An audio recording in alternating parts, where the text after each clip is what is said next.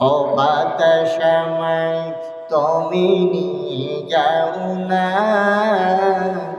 যেতাই শুয়ে আছে নূরে মদিনা। যে ফুলের সুবাসে মন টেকে না, যে ফুলের সুবাসে মন টেকে না, ও বাতাস আমায় তুমি নিয়ে যাও না, যেতাই শুয়ে আছে নূরে মদিনা। মদিনার মাটি মন দিন থাকিতে হয় আবুয়ান, এক হাতে নাও তরবারি আর এক হাতে নাও মহাগ্রন্থ আল কোরআন। বাংলার তামাম আকাশে মাথা ছড়াও, একমাত্র আল কোরআনের জয় নিশান। লিল্লাহ তাকবীর, লিল্লাহ তাকবীর। তল তাকবীর ধ্বনি ধরাইয়া রাখবার, বীর মুসলমান ধরওয়ান কুরআন, ফিরাইয়ে আনো সেই হারানো সম্মান। লিল্লাহে তাকবীর, নারায়ে তাকবীর। তল তাকবীর ধ্বনি ধরাইয়া রাখবার, এই কালেমা পড়ে ওরা মুসলমান কাঁপিত হলো যত কাফের বেঈমান। এই কালেমা পড়ে ওরা মুসলমান কাঁপিত হলো যত কাফের বেঈমান। মারো সেই হুঙ্কার করো রে তোর পারো, পাব দুনিয়া ভেঙে করো রে তোর মার। বীর মুসলমান ধরওয়াল কুরআন, ফিরাইয়ে আনো সেই হারানো সম্মান। লিল্লাহে তাকবীর, নারায়ে তাকবীর। লিল্লাহে তাকবীর। তল তাকবীর ধ্বনি ধরাইয়া রাখবার। বলেন মারহাবা। গোলামি করলাম কার? খুশি হলেন কে? বেজার হলো কে? শয়তান চায় না কোরআনের বাতি জ্বলুক, আল্লাহর নাম চলুক। কথা কয় না, ঠিক না ভাই?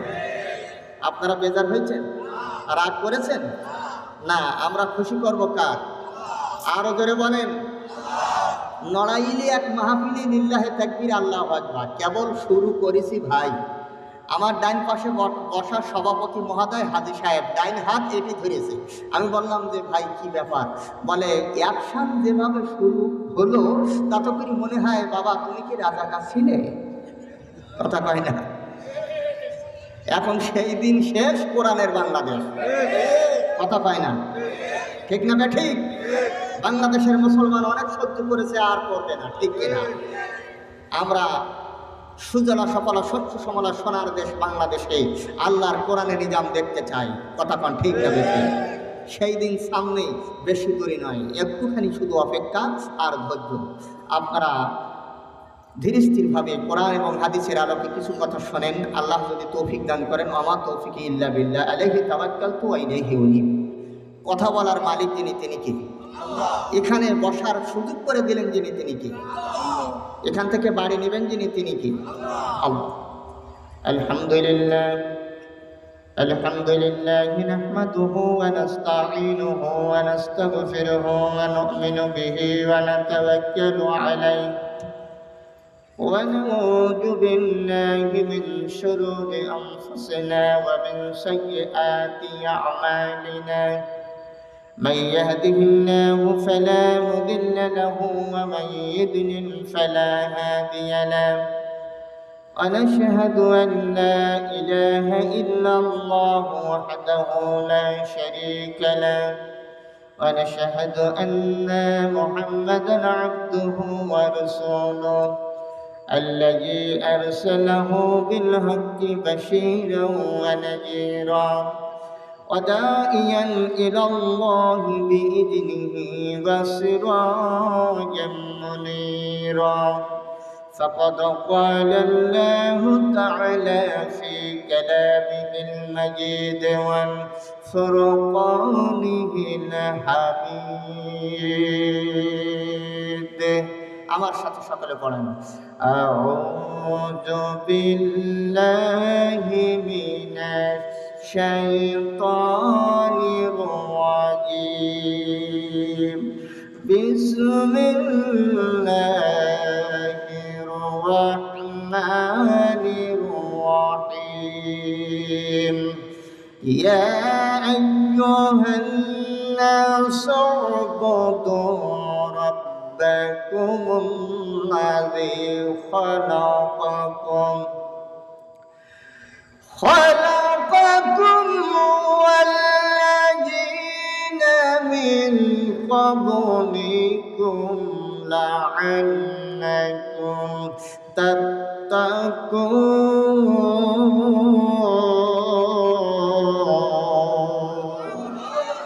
صدق الله العظيم وقال أيضا عن أنس رضي الله تعالى عنه قال قال رسول الله صلى الله عليه وسلم لا يؤمن أحدكم حتى أكون أحب إليه من ولده وولده والناس أجمعين متفق عليه إن الله وملائكته يصلون على النبي يا أيها الذين آمنوا صلوا عليه وسلموا تسليما اللهم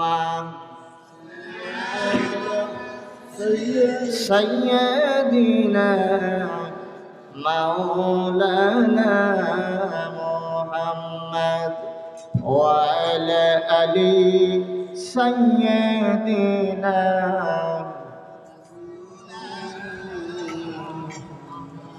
কোরআনের বিরোধিতা করলি রে তুই হাদিসের বিরোধিতা করলি রে শয়তান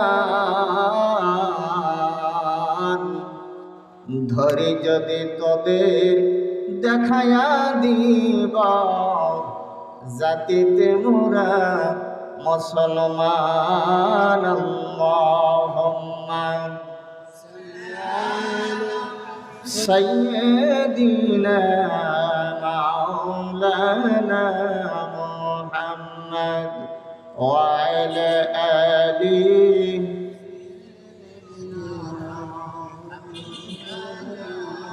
মহব্বতে জবান খুলে রাসূলের নামে দুরূদ শরীফ পড়া দরকার। একবার দুরূদ পড়লে 10টা রহমত আল্লাহ পাক তার আমলনামায় দান করেন। এই জন্য রাসূলের নামে দুরূদ আসতে হবে না জোরে হবে? ও বাতাসময় তুমি নিয়ে যাও না জিতাই শুয়ে আছে নূরে মদিনা যে ফুলের সুবাসে মন টেকে না যে ফুলের সুবাসে মন টেকে না ও বাতাসময় তুমি নিয়ে যাও না জিতাই শুয়ে আছে নূরে মদিনা মদিনার মাটি মরি গায় খাটি রাসূলের খানে যার পরিপাটি মদিনার মাটি মরি গায় খাটি রাসূলের খানে যার পরিপাটি সেই মাটি সুতে মন হয় দেওয়ানা সেই মাটি সুতে মন হয় দেওয়ানা ও বাতাসময় তুমি নিয়ে যাও না জিতাই শুয়ে আছে নূরে মদিনা আল্লাহুম্মা সাল্লি আলা মাওলানা মুহাম্মদ ওয়া আলা আলিহি বাশিরনা আর সাগর পাড়ি দিব নাই কয়া মারু তরি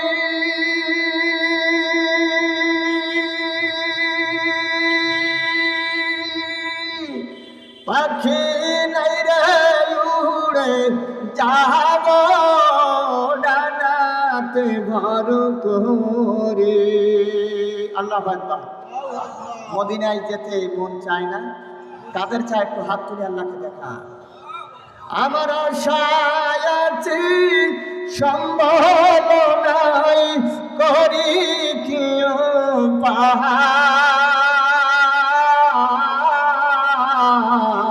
উপায় মনে বড় আশা ছিল যাব মা দিনায় লা ইলাহা ইল্লাল্লাহ জোরে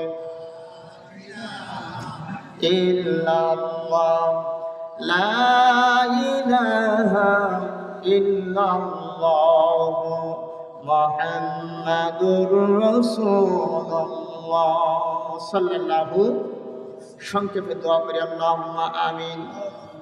রব্বানা ظلمنا أنفسنا وإن لم تغفر لنا وترحمنا لنكونن من الخاسرين رب العالمين। ঐতিহ্যবাহী দক্ষিণ নলতা বাদামতলা হিলফুল ফজল কমিটির উদ্যোগে আয়োজিত আজকের ঐতিহাসিক তাফসীরুল কোরআন মাহফিলে আমরা গুনাহগার প্রিয় নবীজির নামে দরুদ ও সালাম পড়েছি। অনেক আলোচনা হয়েছে। যদি কিছু নেকি মঞ্জুর হয়ে যায় সোনার মদিনায় হুজুরের রওজা মোবারকে হাদিয়া পৌঁছায়া দাও রব্বুল আলামিন। প্রিয় নবীজির সাহাবায়ে আজমাইনগণ তাবেগণ তামাম পৃথিবীর মাটির নিচে যত মুমিন মুমিনাত মুসলিম মুসলিমাত প্রত্যেকের পাক কারওয়াই হাদিয়া পৌঁছায়া দাও রব্বুল আলামিন। আমাদের ভিতর থেকে জনম দুঃখিনী মা যাদের নাই, জনম দুঃখী পিতাকে যারা জীবনের মতো হারিয়ে ফেলেছে রব্বুল আলামিন, আব্বা আম্মার কবরগুলোকে জান্নাতের বাগিচা বানায়া দাও। আয় আল্লাহ, এই মাহফিলের ইন্তজাম যারা করেছেন, শোনার জন্য যারা এসেছে, কিয়ামতের কঠিন দিনে এই মাহফিল আমাদের সকলের জন্য নাজাতুল ওসিলা বানিয়ে দিও আল্লাহ। আমি গুনাহগার, কিছু কথা বলার জন্য এসেছি, কণ্ঠনালী পরিষ্কার করে দিয়ে এমন দুটি কথা বের করে দাও যে কথাগুলোর আলোকে ইহলৌকিক জীবনে পরলৌকিক জীবনে আমরা যেন আমল করে জান্নাতের মেহমান হতে পারি, তৌফিক দান করে দাও ইয়া রব করম তু আগার করে ও বাদ জবা কো দিন ফরসর করে তাকাব্বাল মিন্না ইন্নাকা আনতাস সামিউল আলিম وتب علينا إنك أنت التواب الرحيم واجعل آخر كلامنا عند الموت لا إله إلا الله محمد رسول الله صلى الله معزز محترم। ঐতিহ্যবাহী দক্ষিণ নলতা বাদামতলা হেলফুল ফজল কমিটির উদ্যোগে আয়োজিত আজকের ঐতিহাসিক তাফসীরুল কোরআন মাহফিলের শ্রদ্ধা ব্যক্তিত্ব সভাপতি জনাব আলা হাসান ডাক্তার মোহাম্মদ আনিসুর রহমান সাহেব, আতান আল্লাহ আমরাহু ওয়া বারাকাল্লাহু ফি হায়াতি। আজকে মাহফিল যিনি পরিচালনা আছেন বন্ধুবার ভাই হাফেজ মাওলানা তৌফিক হুসাইন সাহেব দামাত বরকতুল আলিয়া, দিগার ওলামায়ে কেরাম, বিশেষ অতিথিবৃন্দ সহ সামনে বসা প্রাণপ্রিয় জান্নাতে মুখ শ্রদ্ধেয় বাবাজিরা, খালেদ সাইফুল্লাহর উত্তরসূরি শহীদি কাফেলা যুবক ভাইরা, স্নেহের কচিকা ছাড়া পাশে অবস্থানরতা বহুগুণী গণান্বিতা ধার্মিকা, গৃহে কর্মে ব্যস্ত থাকা বসে বসে ওয়াজ শুনতেছেন মা এবং বোনেরা, আমি আমার অন্তরস্থল থেকে আবারও সালাম জানাই। আসসালামু আলাইকুম ওয়া রাহমাতুল্লাহি তাআলা ওয়া বারাকাতুহু। মহান মালিকের দরবারে শুকর গুজার হচ্ছে যে মহান মালিক আমাদেরকে গুটি গুটি পায়ে জান্নাতের বাগানে আসার আর বসার সুযোগ করে দিয়েছেন। যে মহান মালিক আমাদেরকে মুসলমানের ঘরে জন্মগ্রহণ করার তৌফিক দিয়েছেন, যে মহান মালিক প্রিয় রাসূলের উম্মত করে দুনিয়ায় পাঠিয়েছেন, সেই মহান আল্লাহ সুবহানাহু ওয়া তাআলার দরবারে কলিজার সবটুকুন আবেগ উজাড় করে দিয়ে আমরা এক ডাকে এক যোগে এক বাক্যে চরম প্রশংসা করছি। আমরা সকলে পড়ছি আলহামদুলিল্লাহ। আর একটু আওয়াজ বড় করে বলেন আলহামদুলিল্লাহ। দরুদ ও সালাম বিশ্ব মানবতার বিশ্বস্ত বন্ধু ন্যায় বিচারক, কোরআনের জন্য যে রাসূল 3টি বছর শিয়াবে আবু তালিব নামক গিরি গুহার ভিতরে জেল খেটেছিলেন, যে রাসূল কোরআনের দাওয়াত দিতে গিয়েছিলেন তায়েফের রক্ত ঝরঝর করে ঝরেছিল, উহুদের ময়দানে দন্দন শহীদ হয়েছিল, যে নবী আঙ্গুল উত্তোলন করলে আকাশের চাঁদ 2 ভাগ হয়ে যেত, যে রাসূল হাত উঠাতে দেরি হতো, দোয়া কবুল হতে দেরি হতো না, যে নবী পা উত্তোলন করলে আরশে আজিমে চলে যেত, সেই নবী বিশ্বস্ত বন্ধু, মানবতার ন্যায় বিচারক, কিয়ামতের কঠিন দিবসে যার শাফাত ছাড়া জান্নাতে যাওয়া যাবে না, সুন্দরবনের পাদদেশে প্রায় বসে শ্রদ্ধা নিবেদিত কণ্ঠে এক যোগে এক দেখে এক বাক্যে প্রিয় নবীদের নামে দুরূদ ও সালাম পেশ করছি। আমরা সকলে পড়ছি সাল্লাল্লাহু। মাগফিরাত কামনা করি দ্বীনের জন্য, কোরআনের জন্য একটা নতুন বাংলাদেশ উপহার দেওয়ার জন্য বৈষম্য ছাত্র আন্দোলন করতে গিয়ে ঢাকা রাজপথে পিচ ঢালা কালো পথকে রক্তরঞ্জিত করে বৃষ্টির ফোঁটার মতো গুলির ভিতর দিয়ে যারা এদেশকে স্বাধীন করে মায়ের বুক খালি করে যারা চলে গেলেন ওপারে, এবং কোরআন সুন্নাহর আলোকে দেশ ও জাতি গঠন করার জন্য রাসূলুল্লাহ থেকে পর্যন্ত যারা শাহাদাতের নজরানা পেশ করে যারা চলে গেলেন ওপারে, তাদের জন্য কি একটু দোয়া হবে না ভাই? আমরা দিল থেকে মন থেকে দোয়া করি আল্লাহ পাক তাদেরকে জান্নাতুল ফিরদাউসের উচ্চ মাকাম দান করুক। সকলে বলেন আমিন। আরো জোরে বলেন আমিন।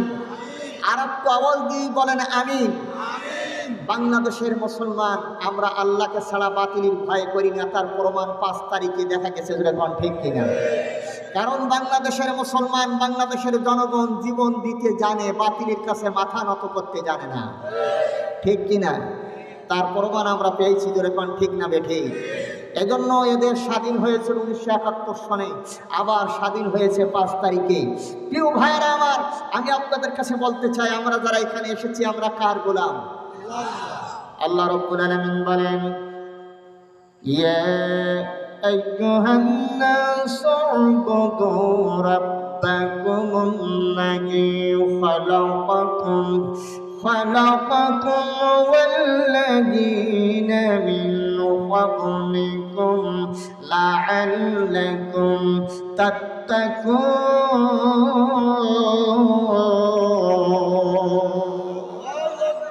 আল্লাহু আকবার বললে লাভ হবে 2টা। চেহারার মধ্যে আল্লাহ নূরের জ্যোতি বানাই দিবেন। 2 নম্বর লাভ হবে রোগ থেকে মুক্ত করে আল্লাহ বাড়িতে দিবেন। এই জন্য আল্লাহু আকবার বলে লাভ আছে না নাই? আরো জোরে বলেন আছে না নাই? আছে। প্রিয় ভাইরা আমার, আল্লাহ রাব্বুল আলামিন সূরাতুল বাকারার 21 নম্বর আয়াতে কারিমায় বলছেন, হে মানুষ, দাসত্ব করো, গোলামি করো কার? আমি আল্লাহর দাসত্ব করলে, গোলামি করলে, এজন্য দাসত্ব আর গোলামি করবে কারণ আমি তোমাদেরকে বানিয়েছি, তোমাদের মালিক আমি আল্লাহ, তোমাদের পূর্ববর্তীদেরকেও আমি আল্লাহ বানিয়েছি। আমি আল্লাহর দাসত্ব করলে, গোলামি করলে যাবতীয় সংকট থেকে, বিপদ থেকে, মুসিবত থেকে, আযাব থেকে, গজব থেকে আমি আল্লাহ তোমাদেরকে বাঁচিয়ে দেব। সুবহানাল্লাহ বলবেন না? যত সূরা নাজিল হয়েছে মদিনায়, সূরাতুল বাকারা সেই সূরাগুলার অন্যতম সূরা এবং সবচেয়ে বড় সূরা। মদিনায় নাজিলকৃত সর্ববৃহত্তম সূরা হলো সূরাতুল বাকারা। সুবহানাল্লাহ বলবেন না? এই সূরার ফজিলাত অনেক।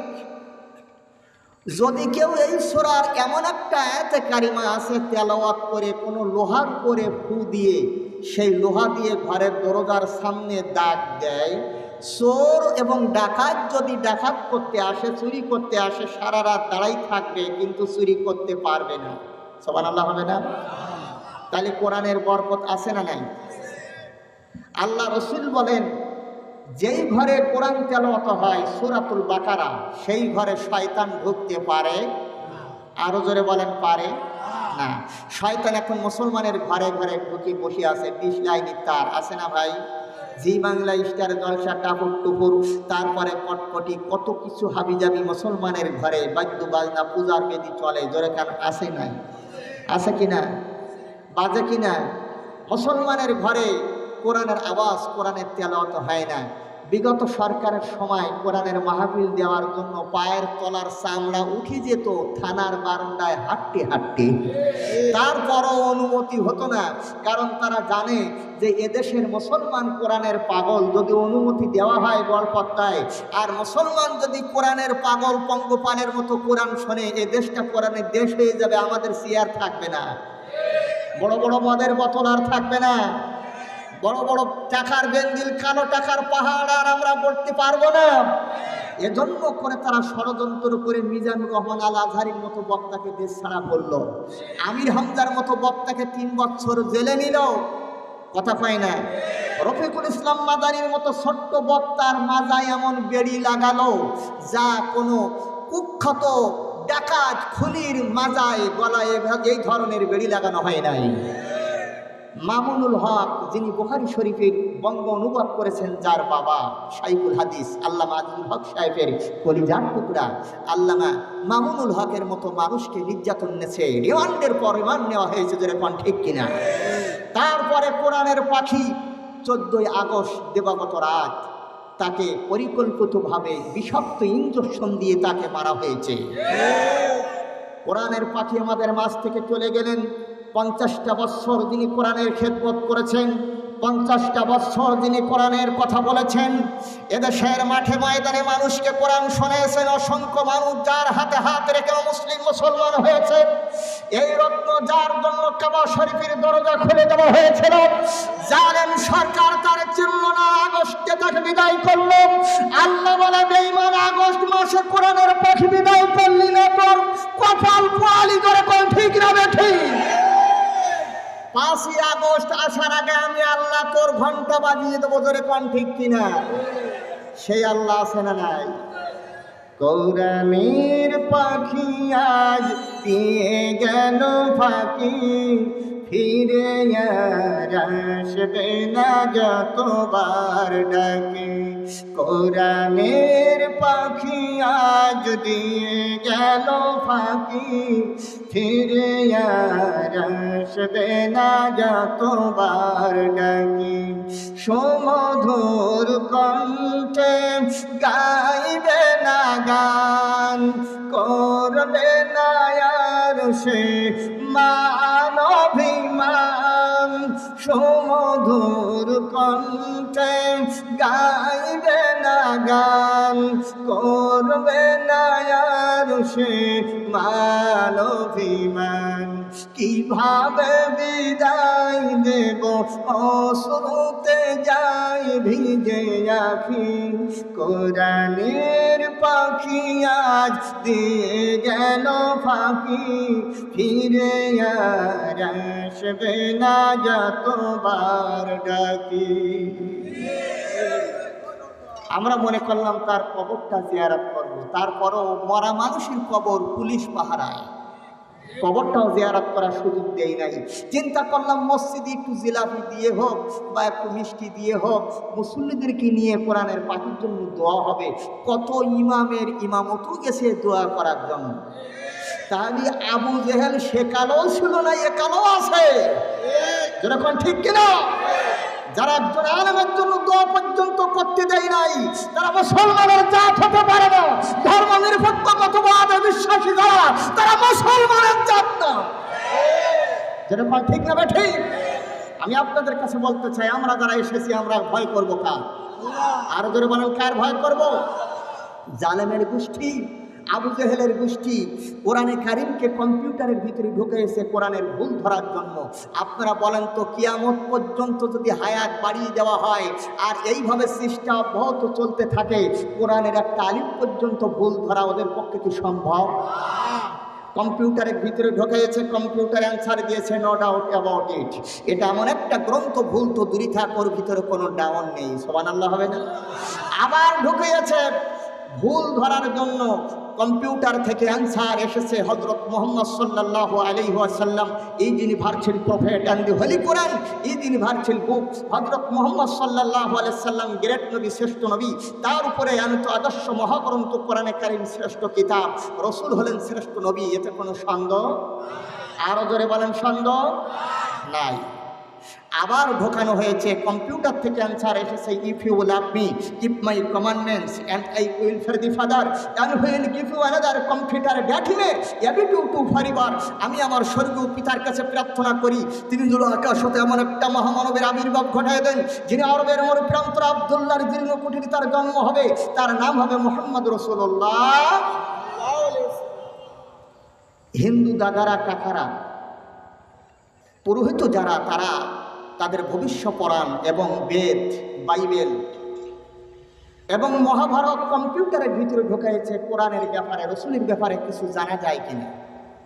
কম্পিউটার থেকে আনসার এসেছে, দেবর দেব মহাদেব অধ্যয়ন দুরুদান মোহাম্মদান রচুলান যদা যদিহং ধর্মস্ব গেলান নমো ভূপত ভূতং নম যা দেবী সর্বভূতে শান্তি রূপে অং নমস্তস্যৈ নমো নম লা ইলাহা হরপে পপম ইল্লাল্লাহ পরম পদম জন্ম বৈকুণ্ঠ নীতি জীবনাম মোহাম্মদ জোরে খান আল্লাহু আকবার। তাহলে বাইবেল থেকে, মহাভারত থেকে, এভাবে অন্যান্য ধর্মগ্রন্থ থেকে আমাদের রসুলের নাম, কোরআনের কথা আছে না নাই?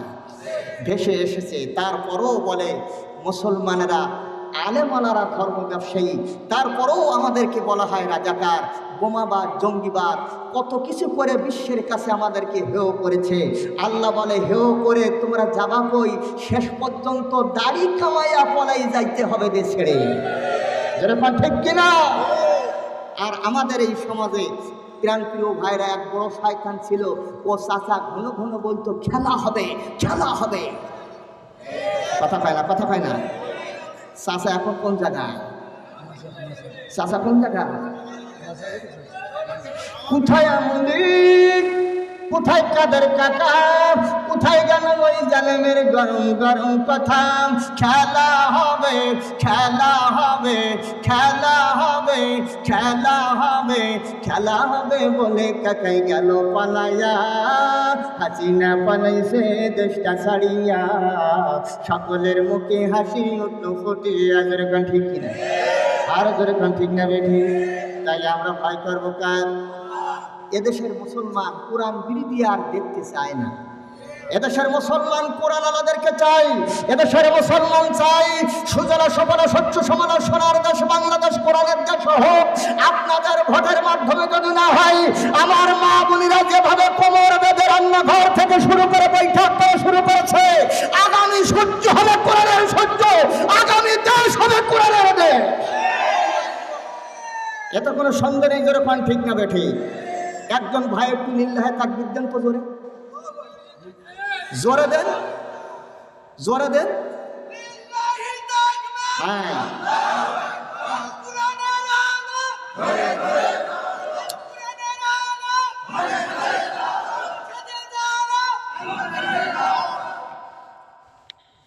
আলহামদুলিল্লাহ।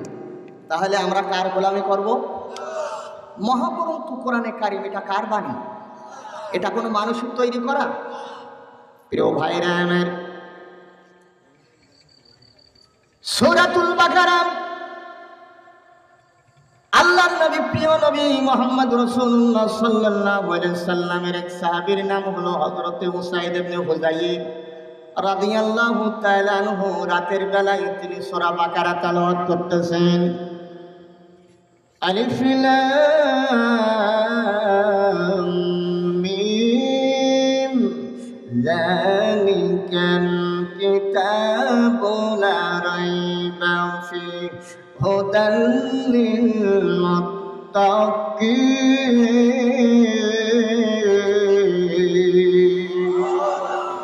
কোরআন ভালো লাগে না খারাপ লাগে? আরো জোরে বলেন, ভালো লাগে না খারাপ লাগে? কোরআন ভালো না খারাপ, এটা প্রমাণ আপনাদের কাছে আছে। আজকে সেই কত বছর হয়ে গেল, 80 বছর পর্যন্ত বয়সের মুরব্বী চাচা ফজরের জামাতে ঠক ঠক করে শীতে কাঁপতে কাঁপতে যায় কি যায় না? কেউ কোনো চাচা কি বলেছে হুজুর এই 80 বছর শুধু আলহামদুলিল্লাহ রব্বিল আলামিন শুনতে আসি, ইয়ার বেমজা লাগে, ভালো লাগে না, এটা বাদ দিয়ে অন্য কিছু পড়া যায় বলেছে কেউ? না। কিন্তু কিছুদিন আগে আমরা শুনেছিলাম কত ভাইরাল গান, নতুন নতুন গান শুনি, বেশি দিন তার থাকে না, কথা পায় না। পায়ের চুরি হাতের বালা থাকে যদি সিটি গোল্ডের চেন দিয়ে যাবেন, তাতে সমান সমান কিছু বাদাম পাবেন, বাদাম বাদাম তবু কাঁচা বাদাম আছে না? শুনেছিলাম না ভাই? আমার কাছে নাই কবু ভাজা বাদাম, কিন্তু সেই গান কি এখন আর শোনা যায়? যায় না। প্রিয় ভাইরা আমার, কিয়ামত পর্যন্ত আল্লাহ রাব্বুল আলামিনের এই মহাগ্রন্থ আল্লাহর কোরআন যত শুনবেন ততই যেন মধুর মধুর মনে হবে, নতুন নতুন মনে হবে। যত শুনবেন কোরআন, আল্লাহ রাব্বুল আলামিনের রহমত নাযিল হবে। কোরআন যত শুনবেন, কিয়ামতের দিন আল্লাহ রাব্বুল আলামিনের কোরআন সাক্ষী দিয়ে আপনাকে জান্নাতে নেবে। জোরে বলেন আল্লাহু আকবার। এখন রাসূলুল্লাহর সাহাবী উসাইদ ইবনে হুযাইর, তিনি কোরআন শরীফ তেলাওয়াত করতেছেন সূরা বাকারা। এই সূরা বাকারার বৈশিষ্ট্য হলো এমন, যদি কোনো পাগল উলমাদ ব্রেন শট রুগীর মাথায় যদি সূরা বাকারা তেলাওয়াত করে ফু দেওয়া যায়, তার মাথা আল্লাহ ভালো করে দেয়, আল্লাহ তার ব্রেন ভালো করে দেয়। সুবহানাল্লাহ বলেন।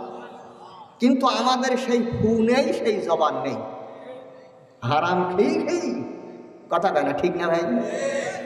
প্রিয় ভাইরা আমার, উনি আল্লাহর কোরআন তেলাওয়াত করতেছেন।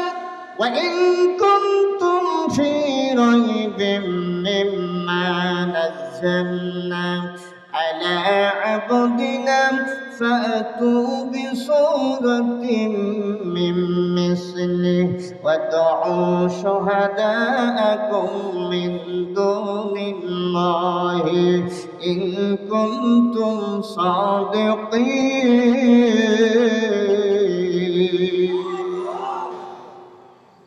ওনার যে ঘোড়া, যে ঘোড়ায় উনি চড়ে যুদ্ধ করতে যেতেন, সেই ঘোড়াটা ঘরের দরজার সামনে বেঁধে উনি এই সূরা বাকারা কোরআন শরীফ তেলাওয়াত করতেছেন। সুবহানাল্লাহ বলেন। যত আল্লাহর কোরআন পড়ে ঘোড়া লাফায়, যত তেলাওয়াত করে ঘোড়া লাফায়। উনি আশ্চর্য হয়ে গেলেন, আমি আল্লাহর কোরআন তেলাওয়াত করি, ঘোড়া কেন লাফায়? লাফানোর কারণ বুঝি না। ওনার একটা ছেলের নাম হলো ইয়াহিয়া, ঘোড়ার সামনে ঘুমাইতেছিল।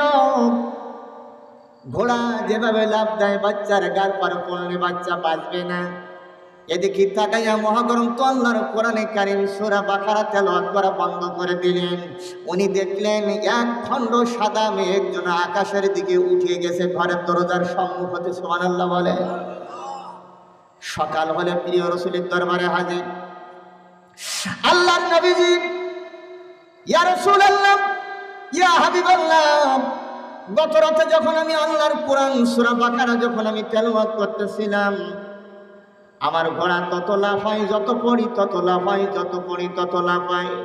যখন বন্ধ করে দিলাম, ঘোড়া ঠান্ডা হয়ে গেল। আর এক খণ্ড মেঘ আমার ঘরের দরজার সম্মুখ হতে আকাশের দিকে উঠে গেছে। আমি বুঝলাম না বিষয়টাকে, আপনি বলবেন না? আল্লাহর নবী ডাকতে বলেন, হুযাইর, তুমি যখন আল্লাহর কোরআন তেলাওয়াত করতেছিলে, কোটি কোটি রহমতের ফেরেশতা নাজিল হইয়া আল্লাহর কোরআনের তেলাওয়াত তারা শুনতেছিল। তাই ভয়তে তোমার ঘোড়া অস্থির হইয়া লাফাইতেছিল।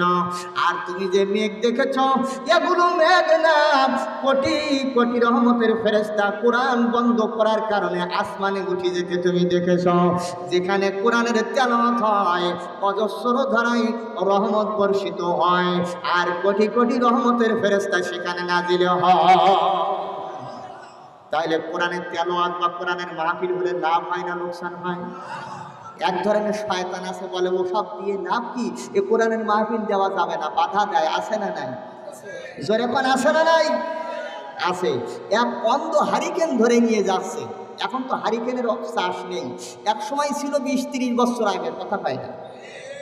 তো কয়েকজন ব্যক্তি বলতেছে অন্ধ রাতের বেলায় হারিকেন ধরে নিয়ে যাওয়ার অর্থ কি? অন্ধ রাত যেমন দেখে দিন ওই রকম দেখে। অন্ধ বলতেছে ভাই কেন হারিকেন ধরাইলাম একটুখানি শুনিয়ে যান। বলে কেন? বলে হারিকেন ধরালাম এ কারণে যাতে চোখালারা আমার মাথায় ঠুন না মারে, তাই সেই ব্যবস্থা করেছে। কথা কর। কিছু কিছু চোখালা আছে কোরআনের গায়ে ঠুন মালে, বলে কোরআনের রাজনীতি নেই, হুজুরদের ডেকে যত করে সব রাজনীতি, ওসব বাদ দাও ভাই, এসব দিয়ে কোনো লাভ নেই, ফায়দা নেই, এসব মাহফিল দিয়ে কোনো কাজ নেই। এসব যদি কাজ না থাকে তো কালী ঘরে যেই পুজো করো যেই। কথা পায় না। প্রিয় ভাইরা আমার নবীজি মহাগ্রন্থ আল্লাহ রাব্বুল আলামিনের কোরআনে কারীমের দাওয়াত যখন আমার প্রিয় নবী যখন দেওয়া শুরু করলেন, আবু তালেবের বাড়িতে রাসূলুল্লাহর চাচাদের সব ডাক দিলেন, নেতাদের সব ডাক দিলেন, সব নেতারা একজোট হয়ে গেল। আমার নবীজি যখন ডাক দিলেন এক জায়গায়, আমার নবী ডাক দিয়ে বলল, ও চাচারা, আমি আল্লাহ রাব্বুল আলামিনের পক্ষ থেকে আল্লাহ পাক আমাকে রাসূল করে দুনিয়ায় পাঠিয়েছেন। জোরে বলা যাবে কি সুবহানাল্লাহ।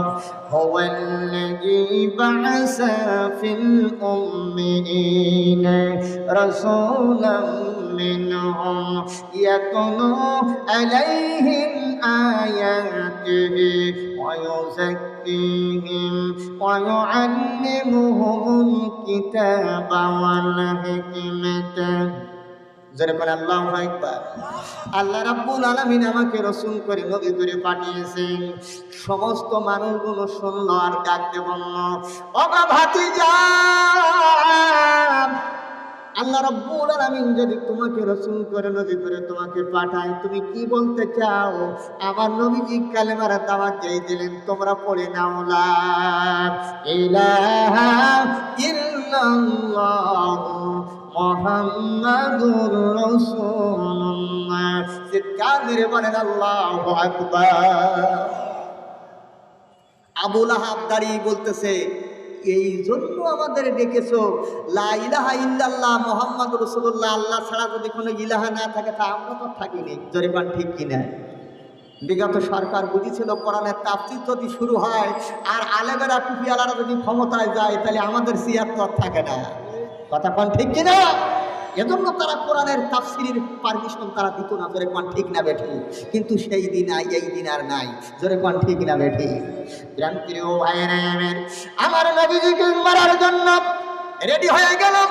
কে পারো এই কোরআনের কণ্ঠ বন্ধ করতে হবে, কোরআনের তাফসীর বন্ধ করে দিতে হবে। আবু জেহেলের খাজলাত দেখেন, বর্তমান আমাদের সমাজে আমাদের এই যুগেও আবু জেহেলের খাজলাতের মানুষ আছে না নাই?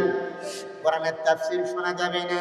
এইবার আবু জেহেল সিদ্ধান্ত নিল, কে পারো মুহাম্মাদের গলা চেপে ধরার জন্য, মুহাম্মাদের কণ্ঠ যদি কাটতে পারো 100 পেটে বাচ্চা না উঠ দেওয়া হবে। কেউ স্বীকার করে না। ওমর দাঁড়িয়ে বলল, আমি মুহাম্মাদের মাথা কেটে আনবো। একটু জোরে বলা যাবে কি নাউযুবিল্লাহ? তরবারি নিয়ে যাচ্ছে রসুলকে হত্যা করার জন্য। কত বড় সাহস! আল্লাহ রসুলকে হত্যা করবার আমার আল্লাহ দেখবে, এটা কি হতে পারে? আরো জোরে বলেন পারে না?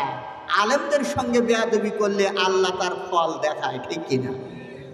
আগস্ট মাসে কোরআনের পাখিকে বিদায় করে দিলে আল্লাহ বলে, সে ওই আগস্ট মাসে আমিও আল্লাহ তোর বিদায় করবো। আল্লাহর খেলা আছে না নাই? প্রিয় ভাইরা আমার, এবার দেখা গেল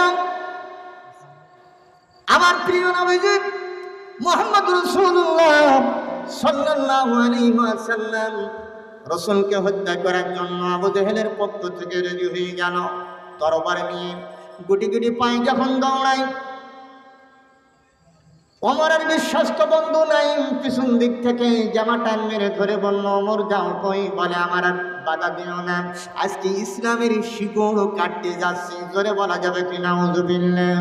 বন্ধু ডাকতে বলে, ভাই ওমর, অত দূর ফাও হবে না, আজকে নিজের ঘর সামলাও, তারপর পর। তার মানে কি?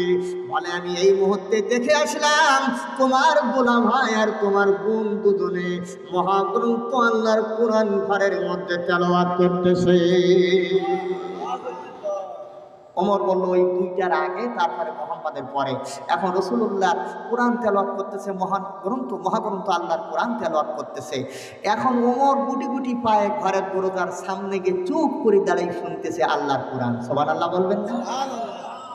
যদি কোরআন না থাকে এ জীবনে, কি আছে জীবনে আমার? কোরআন আছে সবই আছে ভুবনে আমার, কোরআন নাই কিছু নাই ব্যথারি পাহাড়। কোরআন গো কোরআন মোর জীবনে মরণে, কি আছে জীবনে আমার? সংসার থেকে শুরু করে পার্লামেন্ট পর্যন্ত কায়েম না হলে পরে হব না ক্ষান্ত। কোরআন গো কোরআন মোর জীবনে মরণে, কি আছে জীবনে আমার? যদি কোরআন না থাকে এ জীবনে, কি আছে জীবনে আমার? প্রিয় ভাইরা আমার, এইবার ঘরের দরজার সামনে দাঁড়িয়ে দাঁড়িয়ে শুনতেছে, ডাক দে বলে বোন দরজা খোল। বোন ডাক দে বলে ইন্নাল মুশরিকুনা নাজাসুন। ভাই তুমি নাপাক ব্যক্তির জন্য কোরআনের দরজা আমি খুলে দিতে পারি না, আমি দরজা খুলব না। জোর করে দরজা ভেঙে ঘরের ভিতরে ঢুকেছে, তরবারির উল্টো পিঠ দিয়ে বুনির মাথায় সজোরে আঘাত করেছে, রক্ত ফিঙ্কি দিয়ে বাইর হয়ে কোরআনের পৃষ্ঠা রক্ত রঞ্জিত হয়েছে। বোন ফাতিমা 16 নম্বর পারা সূরাতুত তাহা তখন তেলাওয়াত করতেছিল। সুবহানাল্লাহ।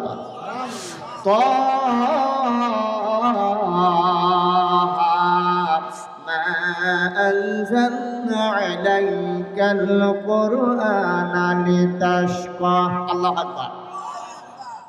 প্রিয় ভাইরা আমার, রক্ত মাখা কোরআনের দিকে তাকাই আর বলির মাথার দিকে তাকাই, ডাক দিয়ে বলতেছে বোন আমার, ওই কোরআনের পৃষ্ঠাকে আমার কাছে দেওয়া যায় নাকি? কোন বলেন না ভাইয়া, এই কোরআন পবিত্র কালাম, ভাইয়া তোমার কাছে দেব না। নাপাক, তুমি নাপাক ব্যক্তির কাছে আল্লাহর কোরআন দেওয়া যায় না। জোরে বলেন সুবহানাল্লাহ।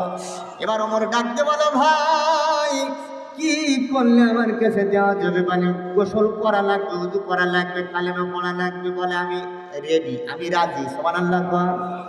গোসল করল, উযু তৈরি করল, জাহানের খলিফা হযরত ওমর কালেমা পড়ে নিল। ডাকতে বলে বোন আমার, যেই কোরআনের জন্য তোরে মেরেছি সেই প্রিয় নবীর পরে কোরআন আমার আল্লাহ নাজিল করে দিয়েছেন। আর দেরি নয়, চলো বোন চলো যাই, সেই প্রিয় রাসূলের দরবারে আমাকে নিয়ে চলো, আমি যেতে চাই। রাসূলুল্লাহর দরবারে চলে গেলেন। আমার রাসূল ঘরের মধ্যে আল্লাহর কোরআনের তেলাওয়াত করতেছিলেন। রাসূলুল্লাহর চাচার নাম ছিল রাইসুল মুফাসসিরিন হযরত ইবনে আব্বাস রাদিয়াল্লাহু তাআলা।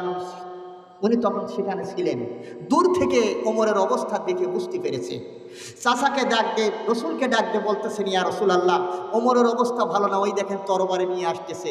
আমাকে যদি আপনি হুকুম দেন, অনুমতি দেন, ওমরের দেহ থেকে মাথা বিচ্ছিন্ন করে দেওয়া হবে। ওমরকে আর এখানে সুযোগ দেওয়া হবে না। বারবার ভালো লাগে না। প্রিয় ভাইরা আমার, আল্লাহ রাসূল ডাকতে বলে চাচা আমি যা দেখি আপনারা তা দেখেন না। সুবহানাল্লাহ বলুন। প্রিয় ভাইরা আমার, ডাক দিয়ে বললেন নবীজি, ও চাচা আমি যা জানি আপনারা তা জানেন না, আমি যা দেখি আপনারা তা দেখেন না। আপনারা দেখতেছেন ওমর আসতেছে তরবারি নিয়ে হত্যা করার জন্য, খারাপ কিছু করার জন্য। আর আমি রাসূল যেন দেখতেছি ওমর আসতেছে ঈমান গ্রহণ করার জন্য। ওমরের জন্য দরজা খুলে দেওয়া হোক, আমিরুল মুমিনিন খলিফাতুল মুসলিমিনের জন্য দরজা খুলে দেওয়া হলো। জাহানের খলিফা নবীর সামনে গিয়ে দাঁড়িয়ে বললেন, ইয়া রাসূলুল্লাহ, ইয়া হাবিবাল্লাহ, আল্লাহর নবী গো, আমি এসেছি আপনাকে হত্যা করার জন্য, কোরআনের ভুল করার জন্য। কিন্তু ইয়া রাসূলুল্লাহ, ইয়া হাবিবাল্লাহ, আমার নিজের ভুল, আজকে কোরআনের ভুল করার জন্য নিজের ভুল ধরা পড়েছে। আল্লাহর নবী গো, আর দেরি নয়, নয়, কাল বিলম্ব করতে চাই না। আপনার পবিত্র হাতখানা একটু সামনে আগাই দেন। আপনার হাতের সঙ্গে আমি হাতটা মিলাইয়া মুসলমানের কাতারে আমি শামিল হতে চাই। ইমানের কলেমা পড়ে আজকে মুসলমান হতে চাই। জোরে কন্যা মারহাবা। আমিরুল মুমিনিন খলিফাতুল মুসলিমিন প্রিয় নবীদের হাতের সঙ্গে হাত মিলাইয়া ডাকতে বলেন, নবী আর দেরি নয় গো, এই মুহূর্তে আমাকে ইমানের কালেমা পড়াইয়া মুসলমান মুমিনদের কাতারে শামিল বানিয়ে দেন। আবু জেহেল বেঈমান পাঠিয়েছিল, আপনার মতন এত সুন্দর সোনার মানুষের গলায় কেউ ছুরি চালাইতে পারে না। একটু জোরে বলা যাবে কি মারহাবা? আরো জোরে বলেন মারহাবা। এদেশ থেকে কোরআনের পাখিকে বিদায় করে দিয়েছে, একের পর এক আলেমদের জেল জুলুমের শিকারে পরিণত করেছিল। আমাদের মতো বক্তাদের মাইক্রোফোন মুখ থেকে কেড়ে নেওয়া হতো, কত আলেমের দাড়ি ধরে মুখে চড় মারা হয়েছে, কত আলেমকে মঞ্চ থেকে অ্যারেস্ট করে ধরে দেওয়া হয়েছে। ধরে পান ঠিক না বেঠি? আল্লাহ রাব্বুল আলামিন বলে, এই দিন সেই দিন না, এমন একদিন আসবে বাংলাদেশ থেকে তুমি বিদায় হবে, এমন সময় যাবে পালাবার সময় পাবে না, পায়ে পানি লাগবে না, আমি আল্লাহ ঠিক মতো নানার বাড়ি দিল্লি পাঠাইয়া দেব। আপনারা বলেন তো আমার সেই আল্লাহ আছে না নাই?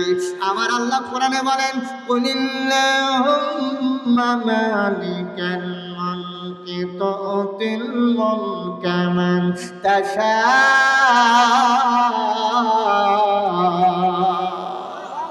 আল্লাহ বলে, যাকে ইচ্ছা তাকে আমি রাষ্ট্র ক্ষমতা দান করি, যাকে ইচ্ছা তার কাছ থেকে আমি আল্লাহ ক্ষমতা কেড়ে নিই।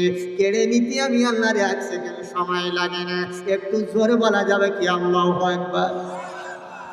এখন হযরত ওমর ইমানের কালেমা পড়ে মুসলমান হয়ে তরবারি নিয়ে আবু জেহেলের কাছে সরাসরি আবার হাজির। আবু জেহেল মুখে তেল মাখাই বসে আছে, রাসূলুল্লাহর মাথা কখন আনবে? নাউজুবিল্লাহ। কখন?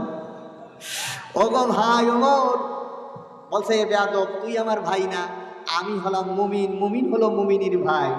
আবু জেহেল বলল, কি রে, 5 মিনিটের ব্যবধানে কি মাথা খারাপ হলো নাকি? ডাকতে বলে, কোরআন আমাকে জাদু করেছে। ওগো আবু জেহেল বেঈমান, আর একবার যদি মুহাম্মাদের মাথা কই যদি শুনতে পাই, তোর মতো বেঈমানের গলায় পা দিয়ে চেপে ধরে তোর মতো বেঈমানের মুখের জিভটা টান মেরে ছেড়ে নেওয়া হবে। বাংলাদেশের মুসলমান আমরা কোরআনের পাগল, আর একবার যদি কোরআনের মাহফিল বন্ধ করার কোন বেঈমান যদি পয়দা হয়, বাংলার জমিনে গলায় পা দিয়ে জিভ টেনে ছিঁড়ে নেওয়া হবে, ছাড় দেওয়া হবে না। কারণ বাংলাদেশের মুসলমান এতদিন জীবন দিতে শিখি নেই, এখন আমরা বুঝলাম আমরা বাংলাদেশের মুসলমান জীবন দিতে পারি, তারপরে বেঈমান বাতিলের ক্ষমতা সহ্য করতে পারি না। কোরআন নিয়ে ছিনিমিনি হবে, আর আমরা এদেশে বসবাস করব। আমার ভাইরা, এ দেশটা ওদের জন্য শ্বশুর বাড়ি, আর আমরা যেন ঘর জামাই টুপিওয়ালারা সেই দিন বাসি হয়ে গেছে। জোরে কোন ঠিক না বেঠিক? এক সাপ আর এক ব্যাঙের ভিতরে ভাব হয়েছে, দুজনের ভিতরে কি সম্পর্ক আল্লাহই ভালো জানে। এখন ব্যাঙ সাপকে বলতেছে, বন্ধু একটা কথা বলতাম যদি কিছু মনে না করতে, অনুমতি দিলে কথাটা বলি। এখন সাপ বলতেছে, বন্ধুর কাছে অনুমতি না লাগে না, no person can be happy without friend. বন্ধু তুমি বলো, যা বলতে চাও তোমার মনের কথা। বলতেছে, বন্ধু সত্যি সে হক কথা বললে তোমার হয়তো একটু তৃপ্ত লাগতে পারে, রাগ হতে পারে। বলে, আমার ভিতরে রাগ নেই, তুমি বন্ধু মানুষ, যা বলতে চাও বলো, কি বলতে চাও বলো। এখন ব্যাঙ বলতে, বন্ধু এত বড় রাস্তা আমি যাচ্ছি সোজা কাটার মতো লাফের মতো লাফ দিয়ে, আর তুমি বিকি বিকি যাচ্ছ, তোমার কি জন্মের দোষ? কথা কয় না, ঠিক না ভাই?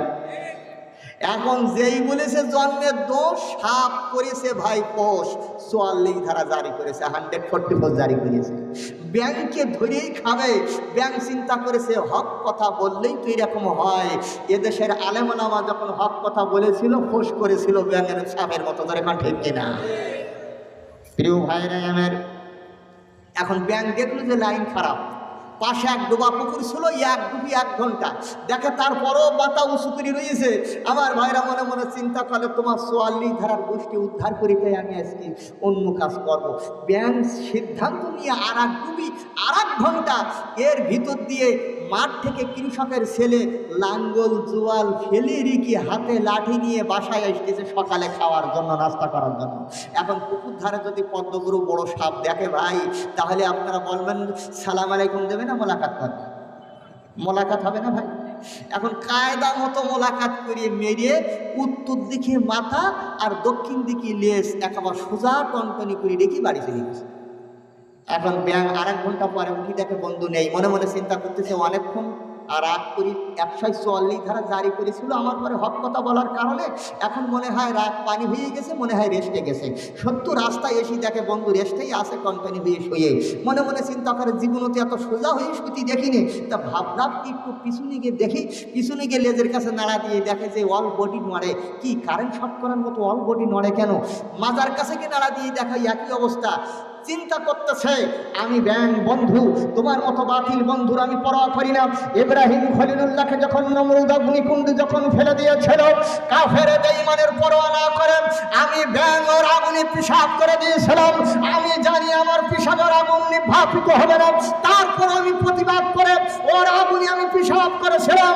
আল্লাহ পাক আমার পেশাবকে এত পছন্দ করলো, উম্মতি মুহাম্মাদের জন্য আমার পেশাব গায়ে লাগলো, পাক হিসাবে কবুল করেছে।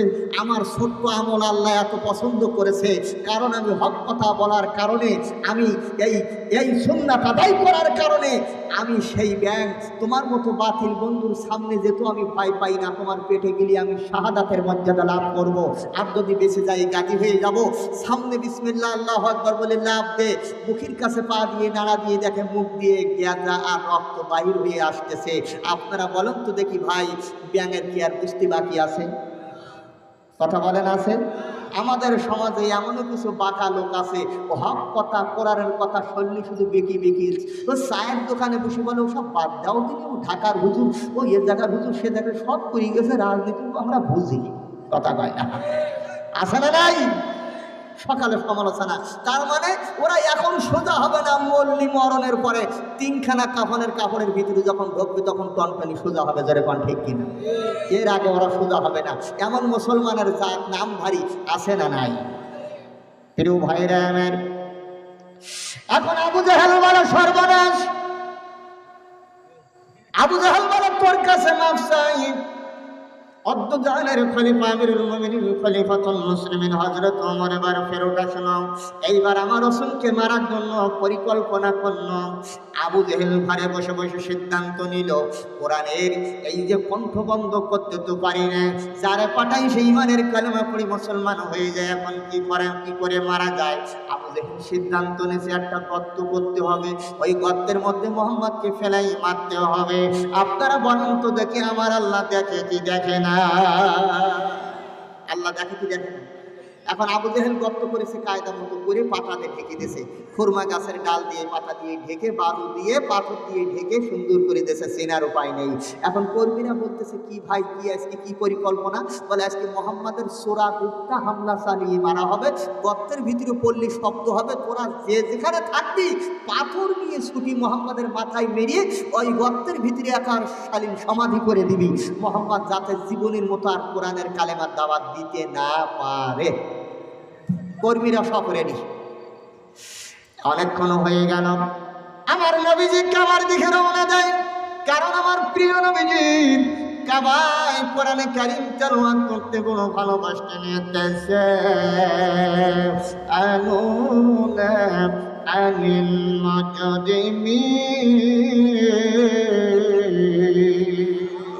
মা সালাকাকুম في سقر قالوا لم نك من المصلين।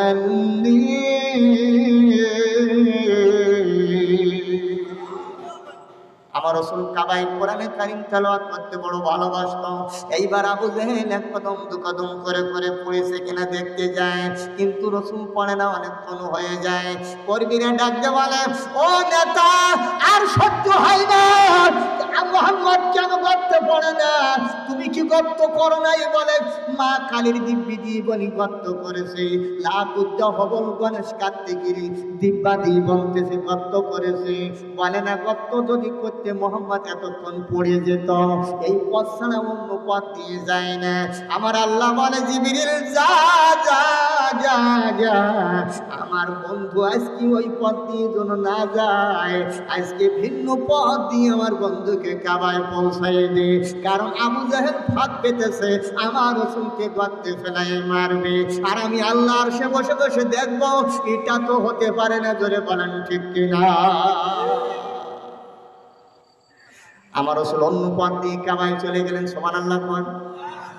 এখন এক নেতার মতো সহ্য হইল না, সেই নেতা এসে বলতেছে যে তোমার মতো নেতা আমরা পছন্দ করি, আমরা অন্য নেতা বানাবো। আবু জাহেল ভাই, তোমার মতো লোক আমাদের দরকার নেই, কারণ তুমি গর্ত না করে আমাদের সাথে প্রতারণা শুরু করে দিয়েছ। মোহাম্মদ এতক্ষণ গর্তে পড়ার কথা বললো না কেন? বেলা অনেক হয়ে গেছে, মোহাম্মদ এতক্ষণ গর্ত তো পড়ারই কথা।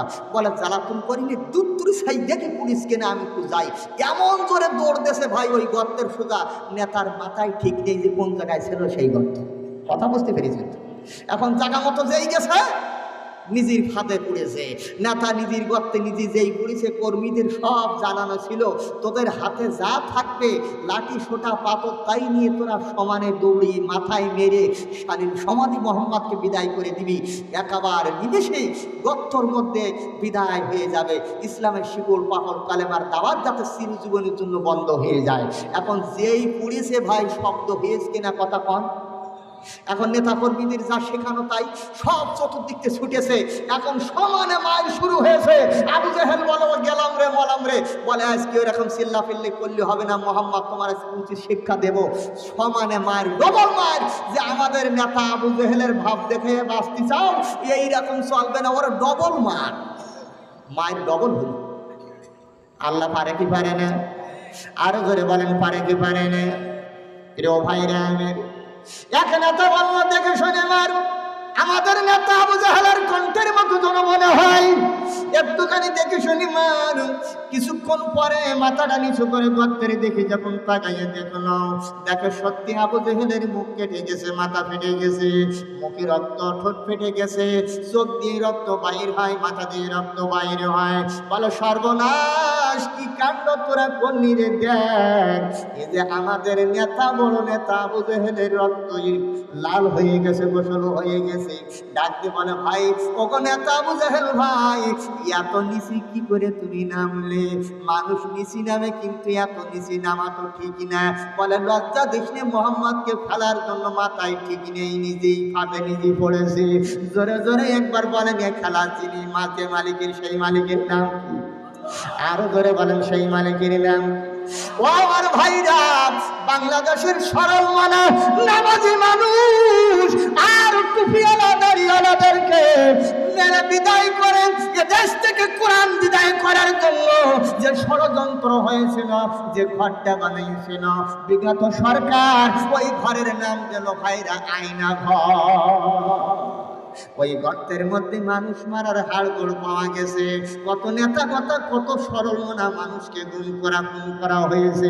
আল্লাহ বলে নিজে গর্ত করেছো মারার জন্য, আমি আল্লাহ এমন জায়গায় করে নেব, এমন জায়গায় করে আমি পাঠাবো, বাংলার জমিনে আর ফেরতে দেব না।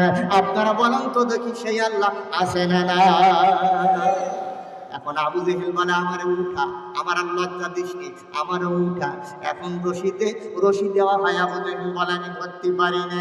2 হাত দেওয়া হলো পারে না, 10 হাত দেওয়া হলো পারে না, 100 হাত দেওয়া হলো পারে না।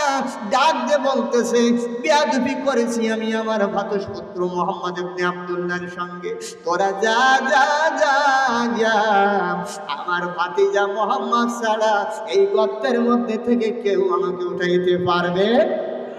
জোরে বলেন পারবে?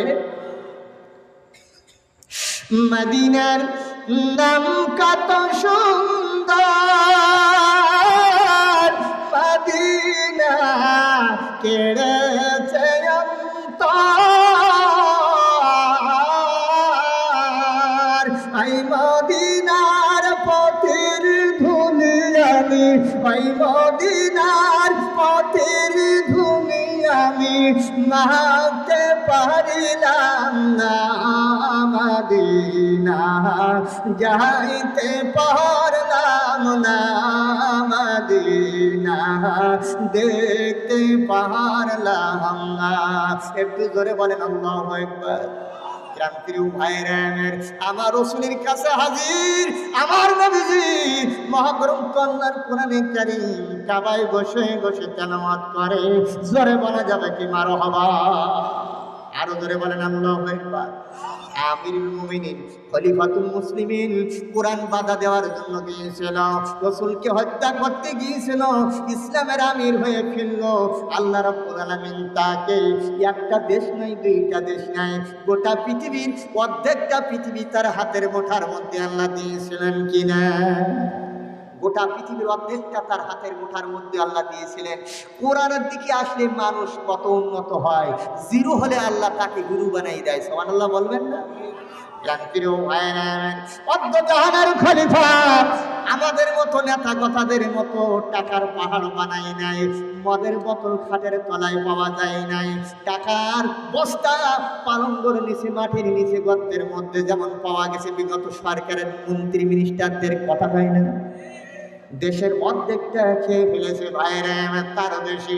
আমি আপনাদের কাছে বলে যাই, এমনটি নয় অর্ধজাহানের খলিফা হযরত ওমর রাতের আধারে ঘুরে ঘুরে মানুষের সুখ দুঃখ দেখতো। অনেক দূর গেছে একদিন দেখার জন্য, শেষ রাত, ঘোড়াটা বেঁধে দুই পাশে পাহাড়, উনি দেখতেছেন যে এই পথ ধরে কেউ আসে কিনা। দেখে একটা জিন ভূতির মতো কালো কি যেন আসতেছে। মনে মনে চিন্তা করলেন, যা আসে আসুক, আমি ওমর যে রাস্তা দিয়ে হাঁটি 40 দিন পর্যন্ত মিস্টার ইংলিশ শয়তান সেই রাস্তা দিকে যায়, তাকায় না। সুবহানাল্লাহ হবে না? এখন যা আসে আসুক। কিছুক্ষণ ওয়েট করলো, দেখতেছে একটা মানুষের মতো দেখা যায়। সুবহানাল্লাহ বলবেন না? আর একটু অপেক্ষা করলো, দেখে মানুষ ঠিকই, কিন্তু মানুষটি পুরুষ মানুষ না, মানুষটি হলো একজন মহিলা। মেজাজ খারাপ হয়ে গেছে, আসবে না আসবে না মেয়ে লোক এত রাতে, তাহলে তো ক্যারেক্টার ভালো থাকার কথা না, ঠিক কিনা? এত রাতে মহিলা রাস্তায় আনাগোনা চলাফেরা করা কি ভালো লক্ষণ? কথা কন না। হযরত ওমর অন্যায় সহ্য করতে পারতেন না, মেজাজ এত খারাপ হলো, মাথার চাঁদি গরম হয়ে গেছে, রক্ত টকবক করতেছে। ওই গর্তের গুহার মুখের সামনে দাঁড়িয়েছে। এই মহিলার পরিচয় না নেওয়া পর্যন্ত এই মহিলার ছাড়া হবে না। এ বেয়াদব মহিলা, কে তুমি? তোমার পরিচয় দাও। এত রাতে তুমি কে? কোত্থেকে আসছো? কি পরিচয় তোমার? মহিলা ধমক দেছে, তুমি পুরুষ, কে তুমি? আমাকে ধমক দেওয়ার কে তুমি? আমার সামনে আঙ্গুল উত্তোলন করে কথা বলার সাহস কে দিয়েছে?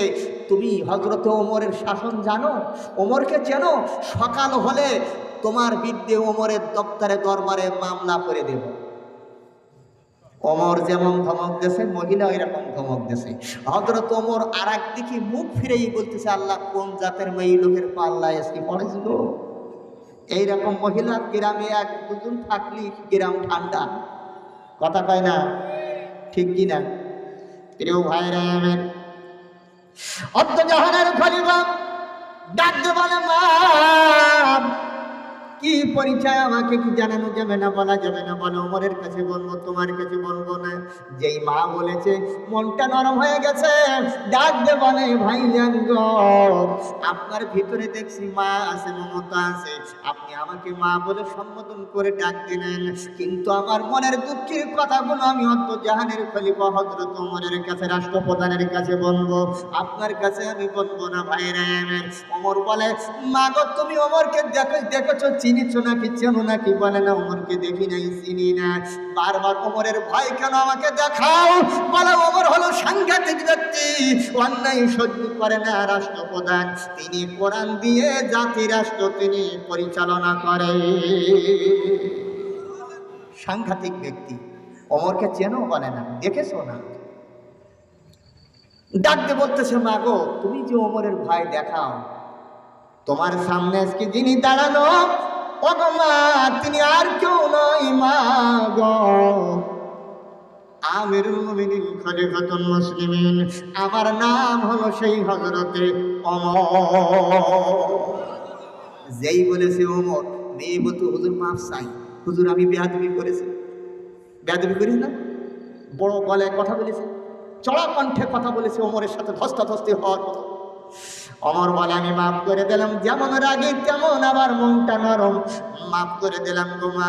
বলে এবার তোমার পরিচয়, তুমি যে এই এলাকায় আসছো, এই পাহাড়ের পথ ধরে, তোমার কি ইফতিজিগির ভয় নাই? তোমার কি সতীত্ব হারাবার ভয় নাই? ইজ্জত হারাবার ভয় নাই? ও গো মা, বলো বলো বলো মা গো, তোমার কি চরিত্র নষ্ট হওয়ার ভয় নাই? মেয়েটাকে দেখে দিয়ে বলে আমিরুল মুমিনিন, যেই দেশটা কোরআন দিয়ে চলে, যেই রাষ্ট্র কোরআনের আইন চলে, ওই রাষ্ট্র ওই দেশের জনগণের কলিজায় ভয় হয় একমাত্র মহান মালিক আল্লাহর ভয়। আর যাদের কলিজায় আল্লাহর ভয় হয়, তাদের হাত দ্বারা কোনো নারীর সতীত্বের আসন ধরে তারা টান মারতে পারে না। সুতরাং আমি এই কারণে আপনার দেশে এসেছি, আমিরুল মুমিনিন খলিফাতুল মুসলিমিন, আমার কি একটু জায়গা দেওয়া যায় না? বলো মা, তোমার পরিচয় তুমি একটুখানি দাও। মেয়ে ডাক দিয়ে বলো হুজুর গো, রোম সম্রাট কাইসারের নাতনি আমি। আমার নানা হলো রোমের সম্রাট, ইসলাম পছন্দ করে না, রসুলকে ভালোবাসে না, আল্লাহকে মানে না, বিশ্বাস করে না, অত্যাচারিত জালেম স্বৈরাচারী সরকার। আমার নানার মতো বেঈমান এই দুনিয়ায় আর হতে পারে না। আমার বয়স যখন 6 বছর, 6 বছর বয়সের সময় ইমানের কালেমা পড়ি আমি মুসলমান হওয়ার অপরাধে আমার নানা রোমের জেলখানার মধ্যে আমারে ঢোকাইয়ে দিয়ে, একদিন নয় আজকে 12টা বছর আমি রোমের জেলখানায় জেল খেটেছি। গতকাল মাগরিবের নামাজ বাদ জেল খাটা শেষ হয়ে গেছে, আমাকে খালাই দিয়েছে। এই কারণে আমি চিন্তা করে দেখলাম, জালেমের দেশে যেখানে বিচার হয় না, যেখানে কোরআন আলাদের বিচার নেই, আল্লাহ বললে রসুল বললে, আল্লাহকে মানলে রসুলকে মানলে যেখানে রিমান্ড চলে, জেল হয়, জুলুম হয়, সেই দেশে বসবাস করা যায় না। এই কারণে আমি আপনার দেশে এসেছি, কারণ আপনি দেশটা চালাইতেছেন কোরআন সুন্নাহ দিয়া। আমরা মুসলমান এমন একটা দেশ চাই, যেই দেশের জনগণ কোরআনের মাহফিলের জন্য থানায় পারমিশনের দরকারও হবে না। এইরকম একটা দেশ আমরা চাই, জোরে কোন ঠিক কিনা? কারা কারা রাজি গুহা দেখান তারা। লিল্লাহি তাকবীর, লিল্লাহি তাকবীর। সেদিন তো আর নাই বেশি দূরে, একটু পথ গেলে মিলবে, সেদিন সবাই খোদার বিধানকে দুঃখ বেদনা ভুলবে। ঠিক না ঠিক? আবার মুসলমানের দল করে, আবার বলে আমার নেত্রী ফজরের নামাজ বাদ কোরআন শরীফ না পড়ি বাইরে হয় না। কোরআন শরীফ পড়ি বাইর হয়ে কার বাই দেওয়া যায় সেই চিন্তা, কথা কয় না। কোন হুজুর ধর্ম, কোন মুফাসসিরের রিমান্ড নেব, এই ধান্দা, এই চিন্তা, যেই নেত্রী আর যেই নেত্রীর মুখের ভাষা হলো ধর্ম নিরপেক্ষ মতবাদ, ধর্মের ব্যাপারেও নিরপেক্ষ, ধর্মের পক্ষে না। বিসমিল্লাহ ওয়ালা মিল্লাতে রাসূলুল্লাহ, আল্লাহর নামে রাসূলের দলে মরণের পরে এই জাতের কর্মী আর এই দলের নেতারা যখন মারা যাবে, এদেরকে এই দোয়া পড়ি আমরা যদি রাখি, আল্লাহ বলবে দুনিয়ায় ধর্ম নিরপেক্ষ ছিল, ধর্মের ব্যাপারে পক্ষ ছিল না। মান রব্বুকা, বান্দা তো রবকে, এই বান্দার জবান দিয়ে বাইর হবে রব্বি হাসিনা। কথা কয় না, কথা কয় না? কারণ খাইছে যা ঢেকুর উঠবে তাই, কথা কয়। সুতরাং মুসলমান কোনদিন নিরপেক্ষ ধর্মের ব্যাপারে থাকতে পারে না। আমরা মুসলমান পক্ষে থাকবো, ধর্মের জোরে পক্ষের পক্ষে। ধর্মের কিসের পক্ষে? আরো জোরে বলেন কিসের পক্ষে? একটু হাত নেড়ে আল্লাহকে দেখাই বলেন কিসের পক্ষে? লিল্লাহি তাকবীর। প্রিয় ভাইরা, আমাদের যেদিন জন্ম হয়েছিল আমাদের কানে আযান ধ্বনি শোনানো হয়েছিল, বাম কানে আকামতের ধ্বনি, তার মানে আল্লাহু আকবারের ধ্বনি। মসজিদ থেকে 5 বার শুনেছি আল্লাহর নামের ধ্বনি, আল্লাহু আকবার বলেন। প্রিয় ভাইরা আমার, তারপরে জানাজা নামাজ যখন হয়েছে, আমরা যখন ইন্তেকাল করেছি, মরে গেছি, তখন আমাদের লাশ নিয়ে 4 বার আল্লাহু আকবার তাকবীর শোনানোর পরে কবরস্থ করা হয়েছে। এইবার প্রথম যে প্রশ্ন করা হয়েছে কবরে, মান রব্বুকা, বান্দা বলো তোমার জীবনটা, তোমার রবটা কে ছিল তোমার জীবন দশায়, ধরে কোন ঠিক কিনা? এখন আমি করব দুনিয়ার দল, ধর্ম নিরপেক্ষ মতবাদের দল। এখন মরণের পরে আল্লাহর পক্ষের, আল্লাহর জবাব কি বাইর হবে? কথা বলেন বাইরে হবে। যদি বলেন হুজুর দলিল দিন, আমি দলিল দিচ্ছি। قال رسول الله صلى الله عليه وسلم أمركم بخمس بالجماعة والسمع والطاعة والهجرة والجهاد في سبيل الله وإنه من خرج من الجماعة كيد الشب فقد خلع ربقة الإسلام من عنقه إلا أن يرجع من ضرب دوا الجاهلية فهو من جسد جهنم وإن سمع وسلم وزهم أنه مسلم رواه الترمذي جرفنا الله أكبر। আল্লাহর নবী বলেন আমি তোমাদের পাঁচটি ব্যাপারে নির্দেশ দিচ্ছি। এক নম্বর হলো জামাতবদ্ধ হওয়া, দুই নম্বর হলো নেতার আনুগত্য করা, তিন নম্বর হলো ওই নেতার আদেশ মানা বা শোনা, চতুর্থ নম্বর আল্লাহ রাস্তায় হিজরত করা, পঞ্চম নম্বর আল্লাহ জমিনে আল্লাহর দ্বীন কায়েম করার জন্য জিহাদ করা। যেই ব্যক্তি জামাত থেকে কিদা সাবরিন এক বিঘা দূরে সরিয়ে গেল, কিদা সাবরিন ফাকাত খলা আরিবে কাতাল ইসলাম, সেজন্য ইসলামের বেড়ি তার গলে দেশ থেকে খুলে ফেললো যতক্ষণ না পুনরায় সেই জামাতে ফিরে না আসলো। আর যে বাজারা ইসলামের বিরুদ্ধে কুরআন সুন্নাহর বিপরীত দল করবে, জাহিলি আইন প্রতিষ্ঠা করার জন্য মানুষকে ডাকবে, টাকা থেকে ভোট দেবে, দল করবে, এই রকম কাজ যারা করবে তারা যদু নামাজ পড়ে, যদু রোজা রাখে, যদু নিজেকে মুসলমান বলে দাবি করে, আল্লাহ রাসূল বলেছেন তারপরও জাহান্নামের জ্বালানি হবে। রাসূলের কথা কি মিথ্যা হতে পারে? জোরে বলেন পারে। তাহলে দল করা লাগবে আল্লাহর দল, দল করা লাগবে কোরআনের দল, দল করা লাগবে টুপিওয়ালাদের দল, দল করা লাগবে আলেমদের দল। কথা বল প্রাণ প্রিয় ভাইরা আমার, আল্লাহ রাব্বুল আলামিন কোরআনের আয়াতে বলেন ইয়াউমা তাবুয়াদ্দু উজুহুম ওয়া তাসওয়াদ্দু উজুহ ফাআম্মাল্লাযীনা সাওয়াদ্দাত উজুহুহুম আকাফারতুম বা'দা ঈমানিকুম ফাজুকুম আযাবা বিমা কুনতুম তাকফুরুন। কিয়ামতের দিন দুই শ্রেণীর মানুষের হাতে আমলনামা যখন দেওয়া হবে, ইকরা কিতাবাকা কাফা বিনাফসিকা আল-ইয়াওমা আলাইকা হাসিবা, বান্দা আজকে তোমার আমলনামাটা তুমি পড়ে দেখো। কিছু মানুষের আমলনামা হাতে পাওয়ার পরে মুখটা উজ্জ্বল হবে, যারা আল্লাহর দল, কোরআনের দল, ইসলামের পক্ষের দল, যখন সুবহানাল্লাহ। আর কিছু মানুষের মুখটা কালো হবে, তাদের আমলনামা দেখার পরে আল্লাহ এই দুনিয়ায় এমন একটা দল করতাম যে দলে যাওয়ার পরে নারাই তাকবীর আল্লাহু আকবার স্লোগান পর্যন্ত দিতে পারি না। ও মুসলমান, যে ধরে আল্লাহু আকবার স্লোগান দেওয়া যায় না, ও মুসলমান সেই দল করার হক তোমার নাই। ওই দলের মুখে ঝাঁটা মেরে বের হয়ে আসা উচিত। জোরে কোন ঠিক না বেঠিক? ও মুসলমান, এই দল কেন তুমি করবে? সুতরাং মুখটা কালো হয়ে যাবে, জাহান্নামের প্রহরী ফেরেশতারা ডাক দিয়ে বলবে ঈমান আনার পরেও কি কুফরি দল করেছিলে? ঈমান আনার পরে কি কুফরি করেছিলে? আজকে কুফরি করার জন্য জাহান্নামের আগুন তোমাদের জন্য বাজেট করা হয়েছে। সেই দিন টেনে হিচড়ে জাহান্নামের মধ্যে ফেলে দেওয়া হবে। ওই দিন বাবা বোঝা যাবে কয় নম্বরের মুসলমান, কতবার হজ করে যাও তুমি, আর তোমার দাবিদার তুমি কত নম্বরের মুসলমান, কত নম্বরের মুনাফিক, সেদিন বোঝা যাবে। কথা কোন ঠিক কিনা? বলে আমরা মুসলমান না, আমরাও মুসলমান। কথা কোন ঠিক না? তুমি ওই কায়দার মুসলমান। ভাইরা আমার, অদ্য জাহানের খলিফা বলে ইসলাম কারে জায়গা দেয় না। ও তোমার বয়স 6 বছর বয়স, ঈমান এনেছো 12 বছর, জেল খেটেছ, তাহলে আপনারা বলেন তো দেখি 12 6 কত হয়? 18 বছর বয়স তোমার হয়েছে। মা, তোমাকে আমি বিয়ে দেবো, সুন্দর একটা ছেলে দেখি। মা গো, তুমি সুন্দর বিয়ে দি ছেলে দেখি বিয়ে দেবো। ও মা, তুমি সেই বাড়ির বৌমা হবে। মা গো মা, তোমার কিছুদিন পর সন্তান আসবে পেটে, তোমার বাচ্চা হবে, তুমি মা হবে।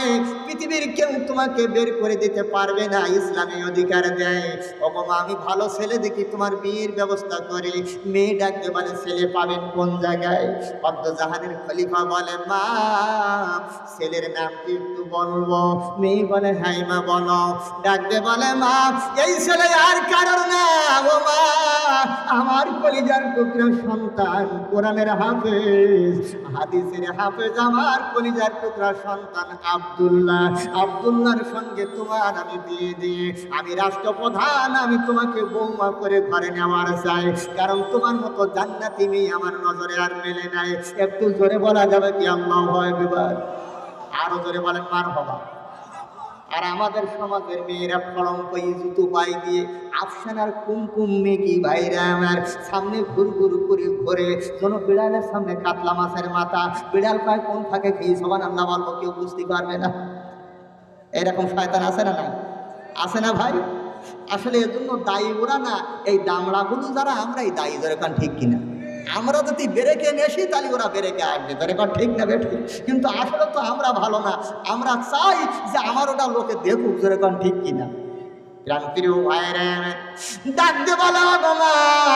আমার কলিজার টুকরা সন্তানকে দিয়ে বৌমা করে ঘরে নেবার চাই। মেয়ে বলে, হুজুর একটা প্রশ্ন করতে চাই, যদি আপনি আপত্তি না করেন। অদ্দজাহানের খলিফা বলে, মা কি প্রশ্ন করবে করো। মেয়ে ডাকতে বলে, হুজুর আপনার ছেলে আব্দুল্লাহ ভালো। হুজুর গো, আপনার ছেলে অপেক্ষা কি আর কোনো ভালো ছেলে পাওয়া যাবে কিনা মদিনায়? ডাকতে বলে, মা আমার ছেলে আব্দুল্লাহ অপেক্ষা ভালো ছেলে আমার আর জানা নাই। তার মানে ওমর বুঝি ফেলেছে এই মেয়ে আমার ছেলে পছন্দ করতে চাচ্ছে না, ঠিক না? আমার ছেলে আব্দুল্লাহ অপেক্ষা ভালো ছেলে তলাশ করতে যখন আমার ছেলে পছন্দ হচ্ছে না, আব্দুল্লাহ পছন্দ হয় না, ভালো ছেলে তলাশ করতে চায়। আমি তো জানি না মা, তোমার জানা থাকলে তুমি বলো। মেয়ে বলা, হুজুর আপনি যদি কিছু মনে না করেন আমি একটা ছেলের নাম প্রস্তাব করতে পারি। বলে, মা বলো বলো কোন ছেলে? ডাকতে বলে, মা বলো বলো কোন ছেলে? মেয়ে বলে, হুজুর গো, আল্লাহ রাব্বুল আলামিন কালামুল্লাহর ভিতরে, কোরআনে কারীমের ভিতরে নবীজির নাম বলেছেন এমন একজন নবী, আমার আরসালনাকা ইল্লা রাহমাতাল লিল আলামিন। রহমাতাল লিল আলামিন, সৃষ্টি জগতের জন্য যাকে রহমাতাল লিল আলামিন করে আল্লাহ পাঠিয়েছেন, সেই নবীর দহিত্র খাতুনি জান্নাত মা ফাতেমার কলিজার টুকরা, হযরতে আলীর কলিজার টুকরা। ও আল্লাহর নবীর সাহাবী হুজুর, আমি যে বড় ভালোবাসি হযরতে হুসাইনকে, হুসাইনের সঙ্গে বিয়ে হলে আমার জীবন ধন্য। একটু জোরে বলা যাবে কি মারহাবা? হযরত ওমর ডাকতে বলে, মা হুসাইন কি তুমি ভালোবাসো? বলে, হ্যাঁ। হুসাইন কি আমার পছন্দ? বলে, হ্যাঁ। ডাকতে বলে, মা আমার ঘরে বসো মা, আমি আলীর বাড়ি যাই, শুধু যাবো আর আসবো, দেখি আলীর ছেলেকে তোমার সঙ্গে বিয়ে দেয় কিনা। সুবহানাল্লাহ। আমি তোমার জন্য না হলে ঘটক হয়ে গেলাম। এবার মেয়েকে বসতি বাড়িতে দিয়ে অদ্দজাহানের খলিফা রাষ্ট্রপ্রধান ঘটক সেজে হযরতে আলীর বাড়ির সামনে হাজির। ফজরের নামাজ বাদ সালাম দিয়েছে। হযরতে আলী দরজা খুলতে দেখে রাষ্ট্রপ্রধান ঘরের দরজার সামনে। ডাকতে বলে, হুজুর কি ব্যাপার? আমার জীবন ধন্য আপনার মতন মেহমান পাইয়া। কি অফার নিয়ে আসছেন? হযরত ওমর বলে, আলী রে, তোমার জন্য দারুণ অফার। কি অফার নিয়ে এসেছেন? আলী রে, জান্নাতি একটা মেয়ে বাসায় রেখে আসছে রে আলী। তোমার ছেলে হোসেনকে বড় পছন্দ করেছে, তোমার ছেলে হোসেনের সঙ্গে কি তার বিয়ে দেওয়ার চাও? হযরতে আলী ডাকতে বলে, হুজুর এমন চান্স, এমন সুযোগ কেনা চায়, কারণ জান্নাতি মেয়ের সুযোগ হাতছাড়া করা যায় না। হুজুর আমি এক কথায় রাজি হয়ে গেলাম। আরো জোরে বলেন মারহাবা। আমি রাজি হয়ে গেলাম। যেই বলেছে রাজি, হযরত ওমর বলল যে এই বিয়ের আমি হব কাজী, এই বিয়ে পড়াবো আমি। সুবহানাল্লাহ হবে না? এসো দুজনে একটু মুআমেলা করি। এখন হযরতে আলী আর হযরতে ওমর দুজনে মুআমেলা করতেছে, কোলাকুলি করতেছে। হযরতে হোসেন ঘরে বসে বসে সব দেখতেছে। বিয়ে করবো আমি, আর দুই বুড়ো মরতেছে কেন? কথা কর। হযরত হোসাইনের মিজাজ খারাপ হয়ে গেছে। বিয়ে করবো আমি, আনন্দ মারা, দুই বুড়ো এরকম করতেছ কেন? হযরত ওমর বলে, বাবা বেয়াদবি করো না, কারণ আমরা দুইজন জান্নাতি। আল হাসান আর হুসাইন সাইয়্যিদুশ শাবাবি আহলিল জান্নাহ। হযরত হুসাইন বলে, আমার নানা বলেছেন বেহেশতের মধ্যে, জান্নাতের মধ্যে আমরা, আমার নানার দুই নাতি, আমরা দুই ভাই যুবকদের সর্দার হব। জোরে বলুন সুবহানাল্লাহ। আমরাও কম না, আমরাও দুই ভাই জান্নাতি। জোরে বলুন মারহাবা। আমরাও জান্নাতি। হুজুর আমি বেয়াদবি করিনি। এই মেয়ে পরিষ্কার না কালা দেখিনি, মেয়ের সম্পদ আছে কিনা তার বাবার আমি জানি না, এই মেয়ের অবস্থা কি জানি না, এই মেয়ের এই মেয়ে চেহারা গঠন কেমন জানি না, হুজুর গো আপনি এসেছেন বিদায়, তাই আমিও রাজি হয়ে গেলাম এই বিয়েতে। জোরে কোন সুবহানাল্লাহ। এইবার ওমর বলে আলহামদুলিল্লাহ বাবা, আমি খুশি হয়ে গেলাম, তুমি রাজি, এই বিয়ের হব আমিও কাজী। আমি মেয়ে আনতে যতটুকু হয় দেরি, বাবা মোটে দেরি করব না। হযরত হুসাইন পিছন দিক থেকে ডাক দিয়েছেন, হুজুর। হযরত ওমর বলতেছেন, বাবা কি আবার ডাকো কেন? তুমি রাজি, এই বিয়ের আমি হব কাজী, আবার তুমি ডাক দাও হুজুর, বিষয়টা কি? বলে এই বিয়ে আমি করবো না। এ আবার কেমন কথা? একটু আগে বললে সব ঠিক আছে, এখন বিয়ে করবে না? বলো হুজুর না না, সেই রকম না, ব্যাপারটা হলো এইরকম, বিয়ে আমি করব ঠিকই, কিন্তু শর্ত আছে। এই মেয়ের কাছে 3টা প্রশ্ন করব, 3টা প্রশ্নের উত্তর যদি মেয়ে দেওয়ার পরে আমি বিয়ে করব, নচেত আমি বিয়ে করব না। একটু জোরে বলা যাবে কি মারহাবা? প্রশ্ন করবে কয়টি? বাবা প্রশ্ন বাদ দিয়ে সরাসরি বিয়েটা করে নাও, জান্নাতি মেয়ে। বাবা এইরকম মেয়ে আমার আব্দুল্লাহর দিয়ে বৌমা করা চাই, কিন্তু সে রাজি হলো না, তোমাকে পছন্দ। বাবা এসব সত্য বাদ দাও। না না হুজুর, এই মেয়ের মেধা সত্যি কেমন আমি যাচাই বাছাই করার জন্য 3টা প্রশ্ন করবো, উত্তর দেওয়া হলে হবে, না হলে হবে। তাই বাবা কবে হবে? আগামীকাল হোক। তাহলে মেয়ের কাছে একটু শুনি আসি, মেয়ে উত্তর দেওয়ার জন্য প্রস্তুত কিনা, বা এই সত্যে মেনে বিয়ে করতে রাজি কিনা। কথা বুঝতেছেন তো? হযরত ওমর আবার ঘরের দিকে রওনা দিয়ে দিল। ও আমার ভাইরা, যত আগায় ঘরের ভিতরের দিক থেকে মধুর কণ্ঠে আল্লাহর কোরআনের তেলাওয়াত ভেসে আসে। আর রাহমানু আল্লামাল কুরআন।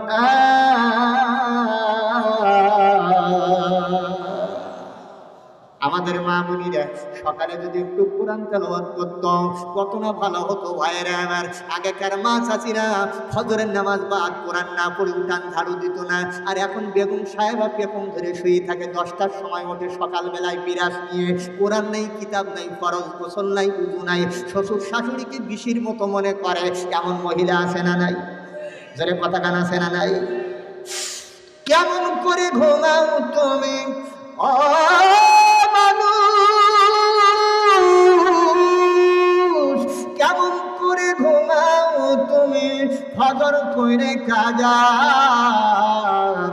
এমন তো হতে পারে জোহরে জানাজা তোমার, এমন তো হতে পারে জোহরে জানাজা। মুসলিম হয় না জন্ম নিলে মুসলমানের ঘরে, কাফের মুমিন তো পাল্টা হয় সালাতের উপরে। তোমার এই জীবনে নামাজ যেন হয় না খুব কাজা, এমন তো হতে পারে জোহরে জানাজা। কথা কোন ঠিক না? বেনামাজির লাশ কবরেতে রাখবে রে যখন, মাটির চাপে পাজরের হাড় ভাঙবে রে তখন। ওরে বিষাক্ত ওই সাপের সবল, বিষাক্ত ওই সাপের সবল, বেনামাজির সাজা। এমনও তো হতে পারে জোহরে জানাজা তোমার, এমনও তো হতে পারে জোহরে জানাজা। জোহরের আজান হইতেছে, চাষা বসে বসে চোটা মারতে, চোটা। কথা বোঝা যায়? বাঁশ মারতেছে, চোটা মারতেছে, চাষা ঘেরা দিচ্ছে, কাজ করতেছে। ও চাষা আজান হইতেছে, দেখো না বাবা হাতে কত কাজ। বলে কি বলে না? তাহলে নামাজ আগে না কাজ আগে? মশার কামড়ের ভয়তে মশুরির মধ্যে ঢোকে, আল্লাহর ভয়তে মসজিদে ঢোকে না। কপাল পড়ার জাত আছে না নাই? আছে, ওর কপাল পড়া গন্ধ বাইর হইতেছে ভাই। যন্ত্রী ভাইরে আমার, এখন কোরআনে কারীম তেলাওয়াত করে, আরো কিছু এগিয়ে যাই, ঘরের মধ্য থেকে জিকিরের আওয়াজ ভেসে আসে, আল্লাহ আল্লাহ আল্লাহ জিকির ভেসে আসে। কত না সুন্দর জিকির ভেসে আসে। প্রিয় ভাইরা আমার, জিকির মহান মালিক আল্লাহর নামের হবে, কোনো বাতিলের নামে হবে না, কোনো বাবার নামের জিকির হবে না। আমাদের এই মাতৃভূমি প্রিয় বাংলাদেশের ভণ্ড পীরের অভাব নাই, ঠিক না বেঠি? কত ভণ্ড আছে বাবার নামের জিকির করে। প্রিয় ভাইরা আমার, মুর্শিদ গুলো মোহনিঙ্গ রে দিদানি চালু ধুলাই নাই হো কো হো কো হো কথা কয় না, আছে না ভাই, আছে না? আমার মুর্শিদ গুলো মনিন্দ আমার দিবানি চরণ নাই নাই হক আছে না? আমার মনের আশা রে মুর্শিদ, মনের আশা, তুমি আমার আশার আলো লইরা সারা তোমার প্রেমায়া গুণে হৃদি কবলে কান্দি বসে নিরালায় আমার দিদানি চরণ নাই নাই হক আছে না? আর এক ধরনের শয়তানেরা আছে, তারা বলে মুখ অপবিত্র, মুখ দিয়ে হারাম খাওয়া হয়, কত কিছু করা হয়, তারা মুখ দিয়ে জিকির করে না, তারা নাক দিয়ে জিকির করে। আর এক শয়তানের দল আছে না নাই, কথা কম আছে। আমি দেখেছি আমার ভাইরা বাংলাদেশে আপাতত আমার ভাইরা ৭,০০০-এর অধিক ভণ্ডপীর আছে। পীরতত্ত্ব আজব লীলা একটা বই আছে আমার কাছে, সেই বইয়ের ভিতরে পাওয়া গেছে টিনা পীর, ঢেলা পীর, বদনা পীর, লাঠি পীর। আমার ভাইরা এরকম ধরনের অনেক ধরনের পীর আছে। আপনজনেরা আপনাদের কাছে বলে যাই, জিকির হবে আল্লাহর নামে। আল্লাহ রাব্বুল আলামিন বলেছেন, ফাযকুরুনি আযকুরুকুম ওয়াশকুরুনি ওয়ালা তাকফুরুন।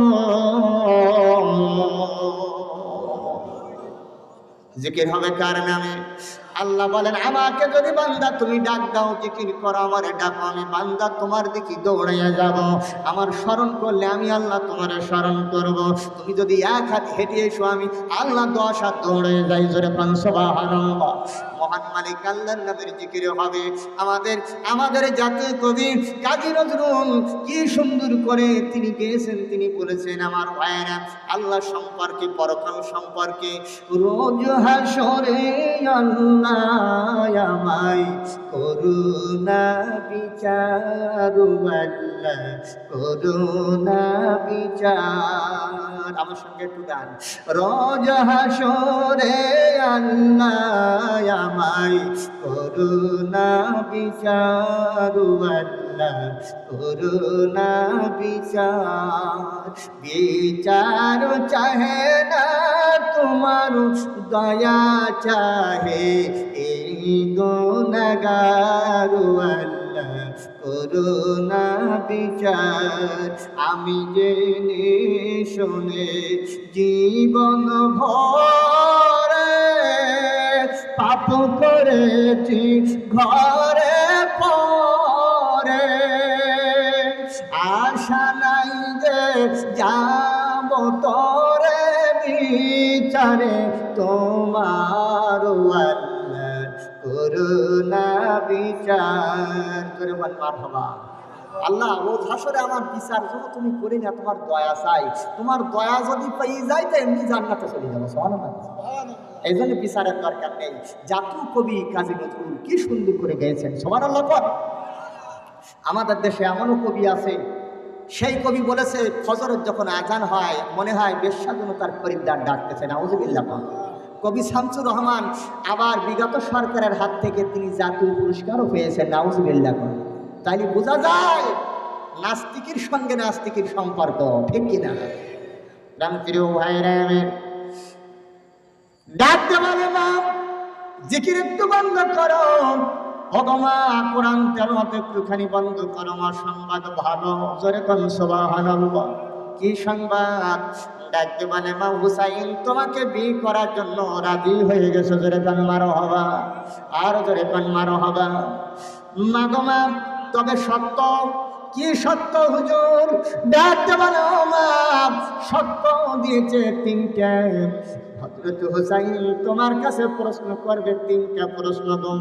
তুমি যদি প্রশ্নগুলোর উত্তর দেওয়ার পারো, বিয়ে করবে না, সে বিয়ে করবে না।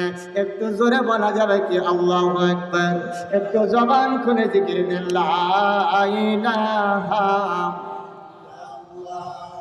লা ইলাহা ইল্লাল্লাহ, লা ইলাহা লা ইলাহা ইল্লাল্লাহু মুহাম্মাদুর রাসূলুল্লাহ। চিৎকার মেরে বলেন সাল্লাল্লাহু। কষ্ট হচ্ছে আপনাদের ভাই? কারা কারা কোরআনের পক্ষে একটু হাত তুলে আল্লাহকে দেখান তো দেখি। লিল্লাহে তাকবীর, লিল্লাহে তাকবীর। মোটামুটি আর 2-10 মিনিট চলুক, তারপরে দোয়ার দিকে যাবো। যেহেতু রাত 12:30 বাজতে যায়, বেশিক্ষণ রাত করা যাবে না, ফজরের নামাজ আছে। কষ্ট হচ্ছে আপনাদের? আর 2-10 মিনিট কি চলবে?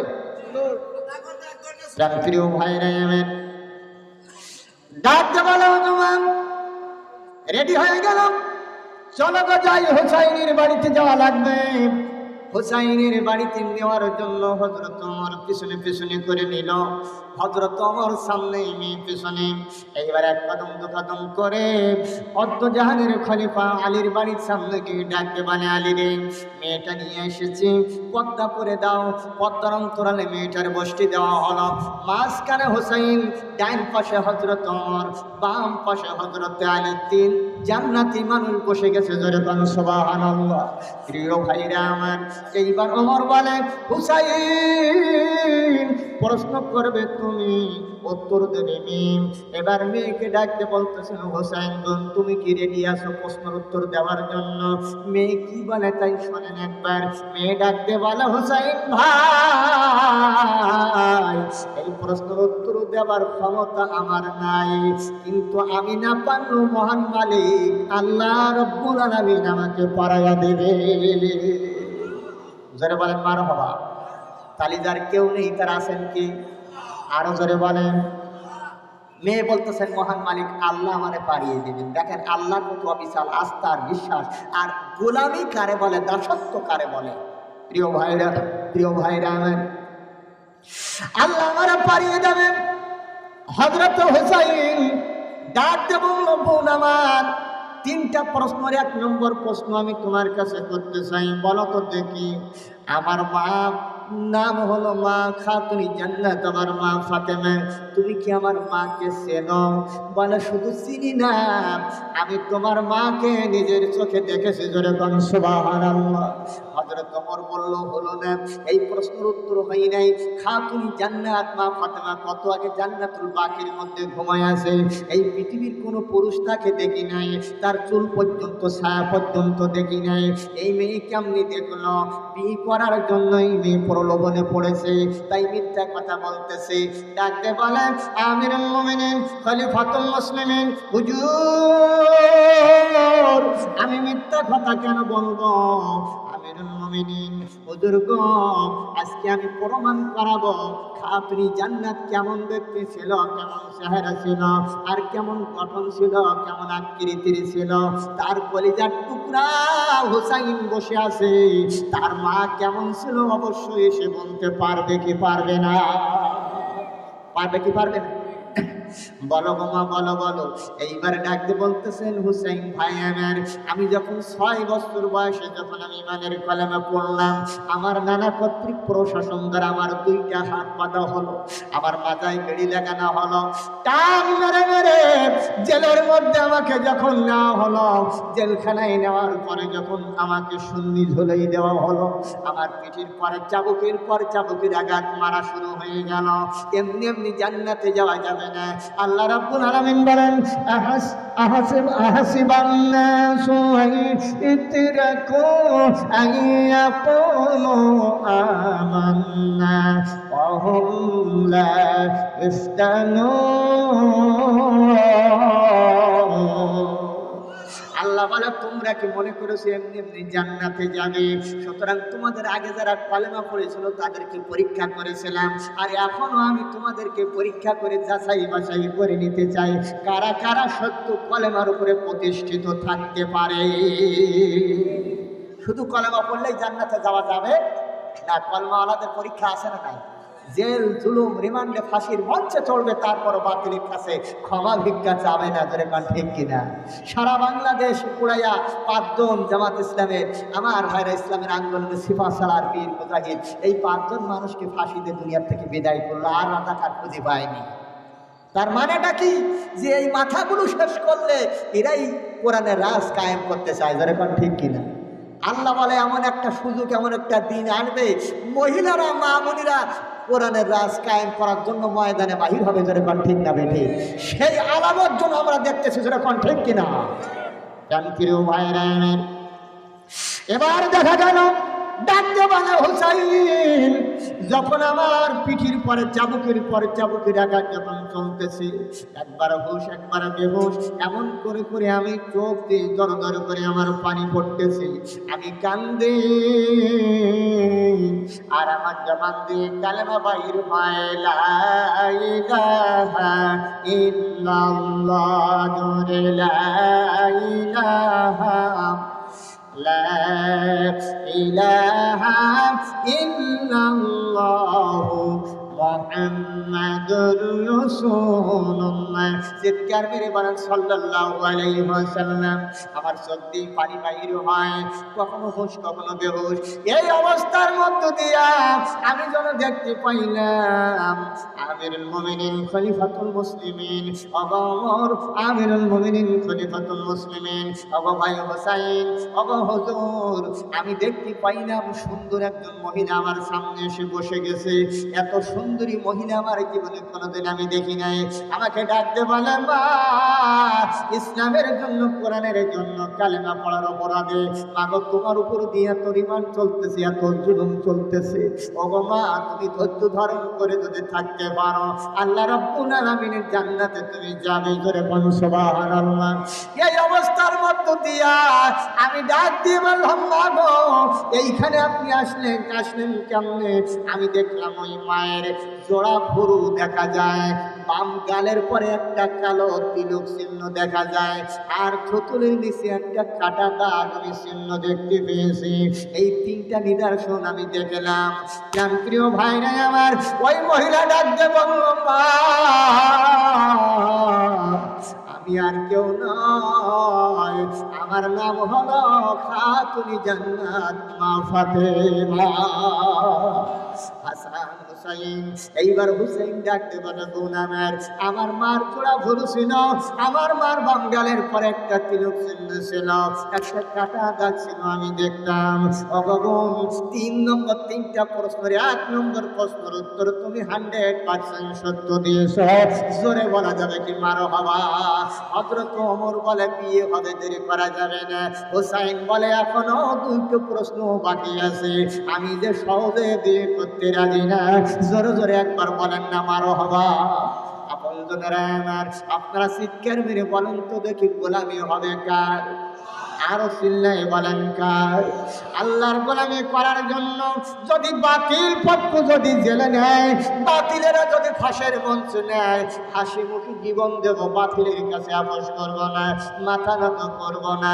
কারণ রসুলকে যারা ভালোবেসেছে, ইসলামকে যারা ভালোবেসেছে, বাতিলের কাছে যারা পরিমাণ তারা স্যালেন্ডার করে নাই। জোরে জোরে একবার বলা যাবে ঠিক কিনা? আমরা কার গোলাম? একটু হাত তুলে আল্লাহকে দেখাই দে। লিল্লাহ তাকবীর, লিল্লাহ তাকবীর।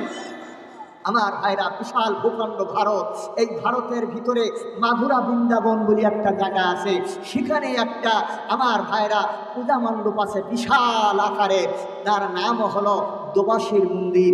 এই মন্দিরের যিনি হেড ব্রাহ্মণ, ওনার নাম হলো ডক্টর শিবশক্তি সরব্দি। অক্সফোর্ড বিশ্ববিদ্যালয় থেকে যিনি 12টি ডিগ্রি নিয়ে বের হয়ে এসেছিলেন, যেমন তেমন ব্যক্তি না। ওনার বাবার নাম ছিল শ্রী মহানাম পিত আশুদেশে, মায়ের নাম শ্রী ভানুমতিকা, ওনার বিবির নাম ছিল শ্রী শ্রদ্ধা দেবী, ওনার মেয়ের নাম ছিল অস্করা। আমার ভাইয়ারা, গোটা ফ্যামিলিটা শিক্ষিত ফ্যামিলি। এখন ডক্টর শিবশক্তি সরন্দি তিনি পূজা আশ্রা করতেন। 65 কোটি হিন্দুর ভগবানের অবতার ছিলেন, কলির কলকি। একদিন পূজা করিয়ে এসে গভীর রাত্রি স্ত্রীকে ডেকে বলতেছেন, শ্রদ্ধা দেবী ওঠো, তোমার সাথে একটা মহামানবীর জীবনী কাহিনী শোনাবো। এই গভীর রাত্রি আমার মনটা যেন কেমন করতেছে, চোখে জল দিয়ে তুমি আমার সামনে উঠে বসো। বিবি বলতেছে, স্বামী আর সময় পেলে না, এত রাতে গভীর ডিস্টার্ব করে। বলে, না, কোলাহল মুক্ত রাত, এই নিঝুম রাতে আমি তোমার সঙ্গে সেই কথাগুলো শোনাতে চাই।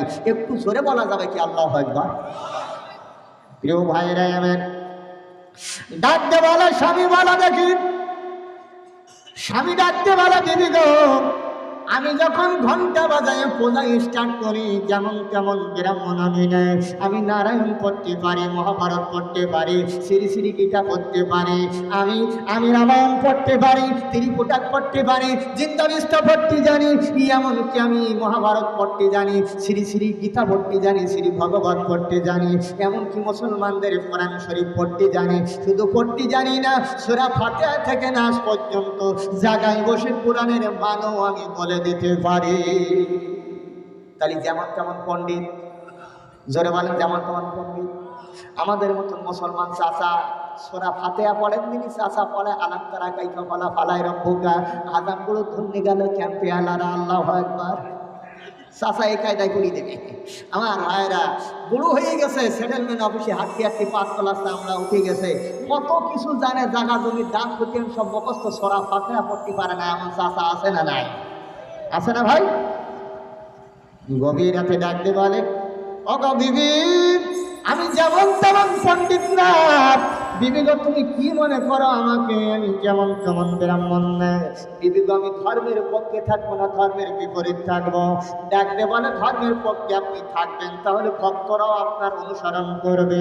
বলে 65 কোটি ভগবানের অবতার, 65 কোটি হিন্দু আমাকে মানে গনে, আমাকে বিশ্বাস করে, হাজার হাজার টাকা ভক্তরা আমাকে দেয়, তেরা ফল আমি পাই। ও গো বিবি, কিন্তু আমার মনের মধ্যে মানে না, একটা কথা বারবার নাড়া দেয়, একটা কথা বারবার সাড়া দেয়। ও গো বিবি গো, আমি যখন ঘন্টা বাজাই, যখন মণ্ডপে পূজা স্টার্ট করে, তখন একটা মন্ত্র আমি পড়ি, সেই মন্ত্রের মধ্যে সেই মহামানবের নামটা বারবার আসে, যতবার পড়ি ততবার যেন পড়তে ইচ্ছে হয়। সুবহানাল্লাহ। স্ত্রী বলে, তাহলে তো আমার একটু শুনতে ইচ্ছে হয়, সেই মন্ত্রের মধ্যে সেই মহামানবকে। বিবি তখন বলতেছেন, আমাকে একটু শোনান তো দেখি। তখন এইবার ডক্টর শিবশক্তি সরঞ্জি অশোক বিশ্ববিদ্যালয়ে তিনি স্বীকৃত ব্যক্তি, হিন্দু ঘরের ব্রাহ্মণের ব্রাহ্মণ, তিনি তখন পুরী শোনাচ্ছেন, যা দেবী সর্বভূতে শান্তি রূপে ওম নমস্তস্যৈ নমো নমঃ অন্নং দৃষ্টাং শ্রেষ্ঠং পরমং পূর্ণং ব্রাহ্মণমাল্লাম।